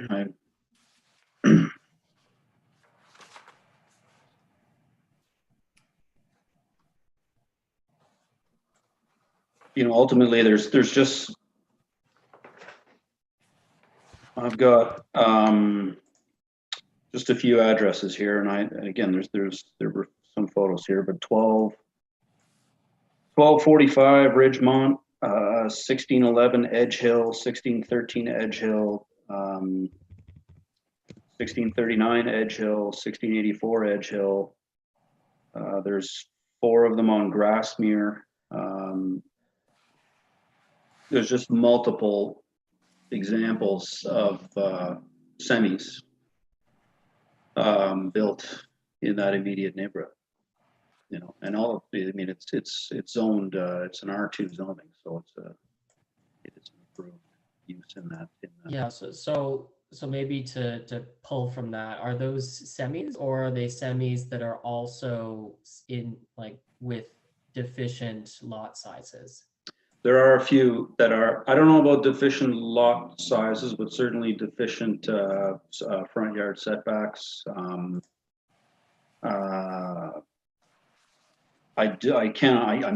wouldn't be able to tell you what the exact width is of every single lot, on all those ones that I had listed there, but yeah, there are a few that are on have deficiencies to the current zone. Okay, yeah, because I ask these questions, I think because obviously we're concerned about how things fit in with the neighborhood. And in this case, I like to go to GeoOttawa, a system that allows you to look up kind of the lot sizes. And just doing a quick kind of parcel of the area, I don't see any lots that are kind of below that 9-meter sizing. I know there are some semis on Collins, but looking at it, looks like their lot widths are individually about 9.14 meters. So I think to me, that's where I'm having a bit of a hard time is not seeing any other lots kind of in the area that are deficient in the lot size. I think that's what's giving me pause with this application. Okay. All right, any other questions for Mr. James? No, that was it for me. All right. Mr. James, you're the agent, so which company are you with? Are you I'm just trying to understand your background a little bit. Projects, design, build. I do design and project management. All right, so have you been before the committee before? Yeah. Not for myself, but for many of my clients, yeah. Okay, because typically we're looking for planning evidence. When you come before the committee, we are gonna, we'd like to see a lot fabric plan that shows us, similar sorts of circumstances. We like to see streetscapes on occasion. We like to see, so that I think, when it's somebody who never comes to the committee, we can be a little more forgiving. But when we have somebody who comes to the committee more regularly, we would request that you, in fact, prepare a presentation and that you provide some of that information to us. So just for your future reference, I think that would probably be good practice if you could have that planning evidence for us, because after all, the decisions that we make are, the more that we can have that good background, the easier it is for us to make a decision in your favor. Without that information, it leaves us really wondering whether we have a full enough understanding of the context. So Mr. White, I see your hand is up. Yes, Madam Chair. I just note on that topic, I notice in the planner's report, the third paragraph under their discussion and rationale, they go into some length in discussion about the existence of lot widths in that area. And I wonder if perhaps, I'm sorry, Mr. Hodgins could comment on that analysis. That might be somewhat helpful for us. Mr. Hodgins. Yes, absolutely. Through you, Madam Chair, I did take a look at the surrounding lot fabric. Along the subject street, the properties are detached dwellings, but there are some semi-detached dwellings within the larger neighborhood. To the north, there are a few, some of which are on lot widths, which are smaller than the 9-meter requirement. I think I did list the range in my report. Let me just pull that up for you. I can also look for property addresses if required. There is also several semi-detached units to the south and southeast of the subject property. There are, on occasion, some which are deficient from lot width and area, but for the most part, they did appear to comply to the zoning bylaw standards existing for this zone. All right, thank you, Mr. Hodgins. Just to follow All up, right. a number of those properties that Mr. Hodgins mentioned were in the list of that I provided earlier with my earlier submission, and I'm not sure if the committee members received the photos that I had emailed. We do, but so we do get it, and part of the reason, the opportunity we have when we have you with us this evening is to just confirm a lot of that, right? Just to make sure that our understanding of what it is that we looked at is in fact correct. So that's why I think agents tend to try to provide a lot of that background information, even for us, just to reconfirm everything that they're proposing. So I'm just saying, for future reference, if I mean, there's a lot of agents who in fact prepare presentations, and you're quite welcome to do that. And if, you know, in this case, we didn't ask you for a presentation, but if you had that material submitted in advance, we could have probably looked at some of that stuff to answer some of these questions. That's all I'm suggesting. Okay. All right. Anyone else have questions for Mr. James on this application? All right. You know, Mr. James, you know what else I don't think I did? I didn't read the affirmation or the swearing for the sign posting, did I? No. No, I don't believe I did. So do you solemnly swear or affirm that the notice provided to you as part of the application process and by the committee was posted at the property to which the application applies for the prescribed number of days before the hearing, and finally that it was clearly visible and legible for the entirety of that time? Do you either swear that or affirm that to be true? I affirm that to be true. All right, thank you. I'm sorry for missing that. I should have done that at the outset. Okay, I don't have anyone on my speakers list. Oh, yes, I do, actually. I think we have a revision to that. Wasn't originally there, but I think we have Mr. Isudri with us this evening. Did you want to come forward, Mr. Isudri?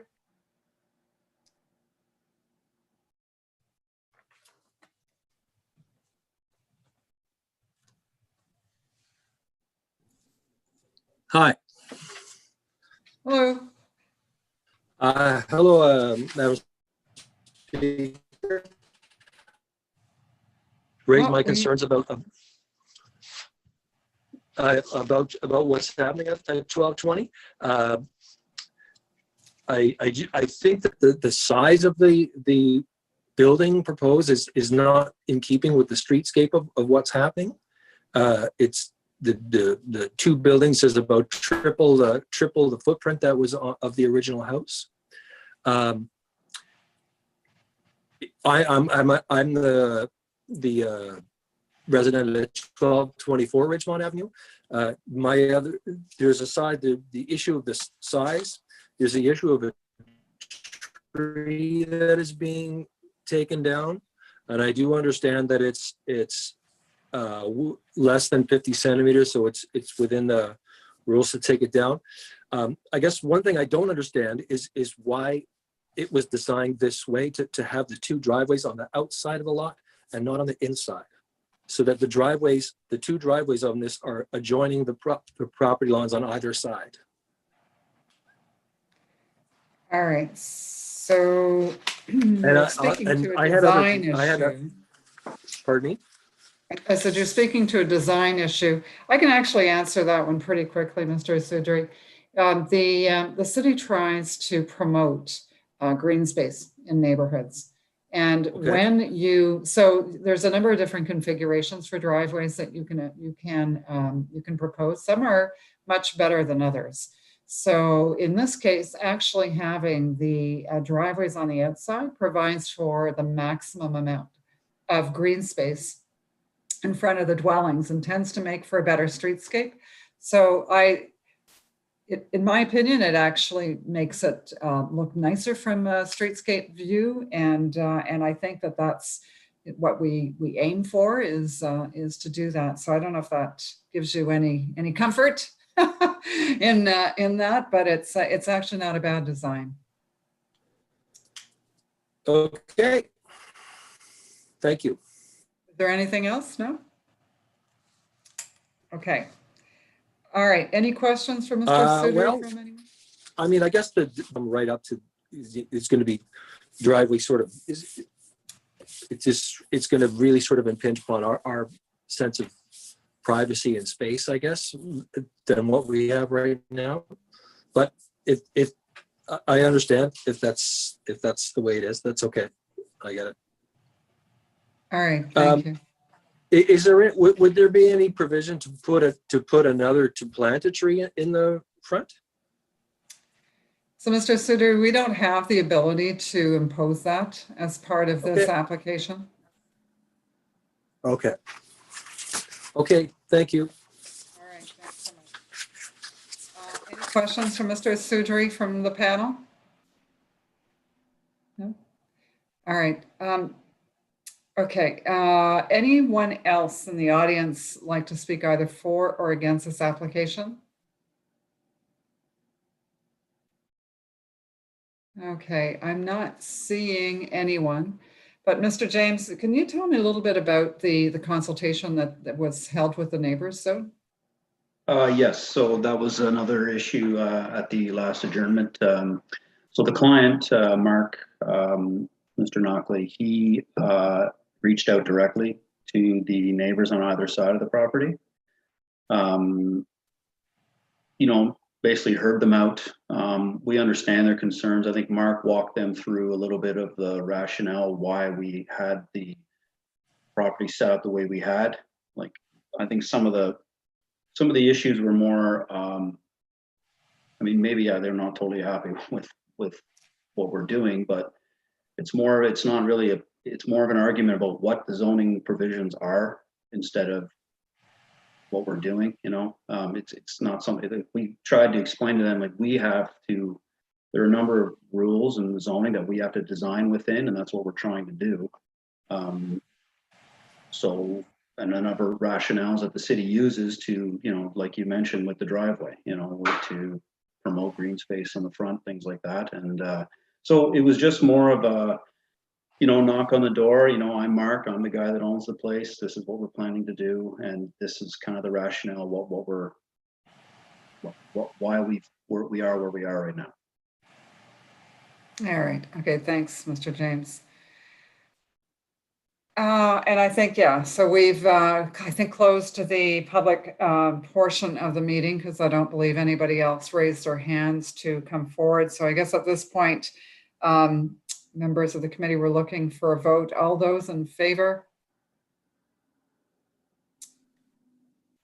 All right, so I think we've got 3 members that are in favor. I'm going to also support the application. Mr. Hindle, are you dissenting on this application? Yes, I am, Madam Chair. And are you dissenting on the test that has to do with compatibility? That's correct, yes. All right, okay, I just wanted to make sure I had that for the record, so, okay. That said, I think that concludes our items with you this evening, Mr. James, so thanks. It's getting late, so thanks for hanging in there with us this evening. Appreciate it. Take care. All right. Thank you, Mr. Asudri, for your attendance as well. Okay, so we're going to go to, we'll see if Mr. Puttycombe is back with us. Ms. Williams, can you confirm one way or the other? Chair. Oh, sorry. I have tried to reach out to him. I have no response from Mr. Pittercombe. Okay. All right. Is there anyone else out there then who may be able to speak to on behalf of the applicant for 159 McCurdy Drive? I'm asking that because maybe Mr. Puttycombe had an emergency and may have asked somebody to step in on his behalf. I'm not seeing anyone. Well, I think we're in a situation. Well, I'll tell you what. We'll go to number 4, and then we'll come back to this application. And if Mr. Puttycombe is not back with us, then what we'll do is we'll simply adjourn it to the following meeting. So let's hear from number 4 then, which is, my goodness, back to 842 Maplewood, and we're looking for the agent owner, I guess, is Mr. Brahimapur. You come forward. I see you're with us. Hear me? You're able to join us. Yeah, we can hear you. Because last time you couldn't, so I was here. Oh, you were here? No, we couldn't even see you from what I can gather because the coordinator was looking for you. So I said, please. okay, so we have essentially looked at the application again in detail. I don't believe we need a presentation.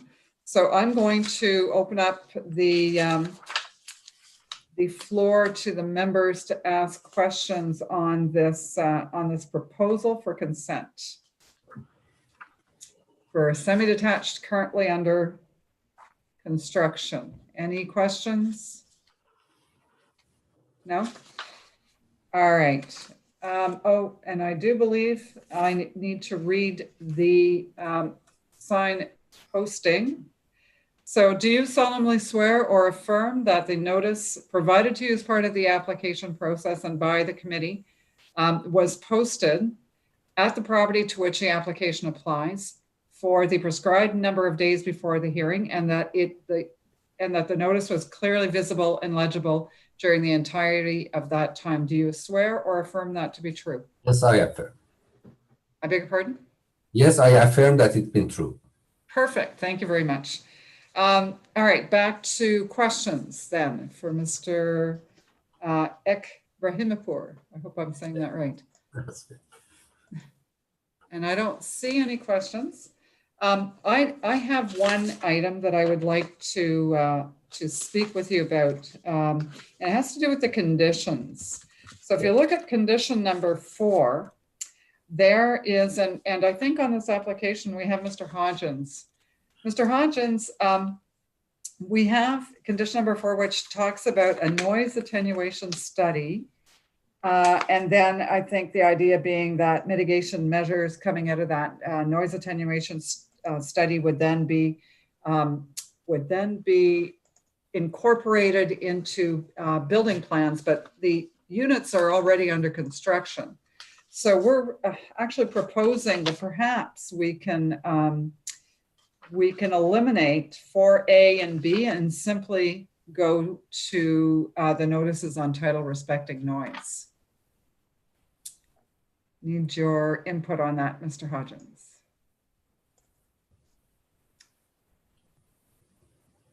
Through you, Madam Chair, I do not have a problem with eliminating the noise study, but I do believe B is associated with the notices on title, so 4B should remain in there. Just for clarification, just looking to make sure that the notice on title is still going to be there, part of 4B. I don't know, Mr. Hodgins, it's talking about the design of the units, adding central air conditioning, and entering into an agreement for that. I would suggest that we're beyond the design stage here. Madam Chair, if I could.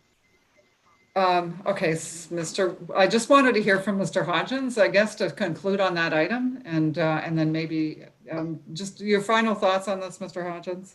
Through you, Madam Chair, I think in that case, I agree. We might pass that stage, so it would be acceptable for the notices on title, so long as the owner agrees that those can be met still, even though it's going under construction. All right, thank you, Mr. Hodgins. Mr. White, back to you. Yeah, I'm reading that condition on the provision of central air. I'm assuming that the building permit application has been submitted, so we should be able to get confirmation that the units have been designed to accommodate central air, if not have that central air built into the permit. I guess then the only other outstanding provision of that condition would be the entering into the agreement. Is that correct? Am I reading that correct? Or so Mr. White, for me, we're past design. We're into construction. We're into the delivery at this point. Yeah. So it might be nice. It might be a nice to have, but we're past that point. Like, to me, that ship has kind of left the dock. Yeah. So it you know, and in those cases, I would in fact rely on the notices on title, as far as I can tell. Just if you could just hold on, please, Mr. Ekrahimpour, because I'd like to finish my discussion with Mr. White on this, please. yeah, I mean, we could get confirmation from building that the units have been designed to accommodate the central air, and then it's only the only remaining provision is entering into the agreement to which binds successors in title, or puts notice on title that for successors that they may be subject to noise. So you raise a good point, because if there's one thing I do know is that without an agreement on title, there's no mechanism for ensuring that the notices on title get. So if there's no agreement, there's no mechanism to force the notices on title. So we need an agreement one way or the other. So what we could do then is simply suggest that the owners enter into an agreement with the city that will, and I don't think we can ask for central air at this point if it's not in it. If a building permit's been issued and they're under construction, I don't see how we can add the air conditioning requirement. Will they do it? They probably will do it. People tend to do that because we can have some really hot days here in Ottawa. But I think what we do need to retain for sure is that there's an agreement that that's registered on title, that has the covenants and notices that run with the land, that warns, that provides us notices on title. So I think that that's the wording that we have to change. All right, so Mr. Garnett, from you on this, is it possible to simply say that we'll enter into an agreement with the city at the owner's expense, and then use some of that and tie it to the notices? Would that work from the committee's standpoint? Madam Chair, I believe that would work well. I beg your pardon? I believe Sorry. that would work well. We could right. simply remove the first portion of B with respect to the design of the dwelling and sort of pick up at enter into agreement with the city. There may be modifications necessary to the first notice on title because it also refers to air conditioning. But we could certainly require an agreement to register notices on title with respect to noise. Okay, so just to go back for just 1 second. So Mr. Ebrahimipur, does the dwellings, the 2 semi-detaches, have central air conditioning? Oh, yes, they do. These days, nobody builds without air conditioning. All right. If that's the case, then we can't say, we can't go backwards and say that they'll be designed for that. But what we can say is we can leave the part about the central air conditioning in the notices of title because it's there. We've gotten that on record from the owner that in fact that has been done and it's part of the building plans. So we'll start at the section which says that the owner will enter into an agreement with the city at their expense, which is to be registered on title to deal with the covenants and notices that run with the land and bind future owners on subsequent transfers, warning purchasers and or tenants of expected noise levels due to the existing source of environmental noise. And then we'll say the following 2 conditions will be included in the above agreement, and then we can go with the notices on title I and II. Are we in agreement with that? All right, Mr. Ebrahimipur, are you all right with that? Yes, ma'am. We did before as well, the same thing, yes. Okay, perfect. So we have that, we've got agreement. And okay, good. Well, now I've lost track again. I don't know where I'm at. Okay. Any other questions then on this before I go to, and I think we're on back to Maplewood. I don't have any speakers for Maplewood. So is there anyone out in the audience that would like to speak either for or against this application?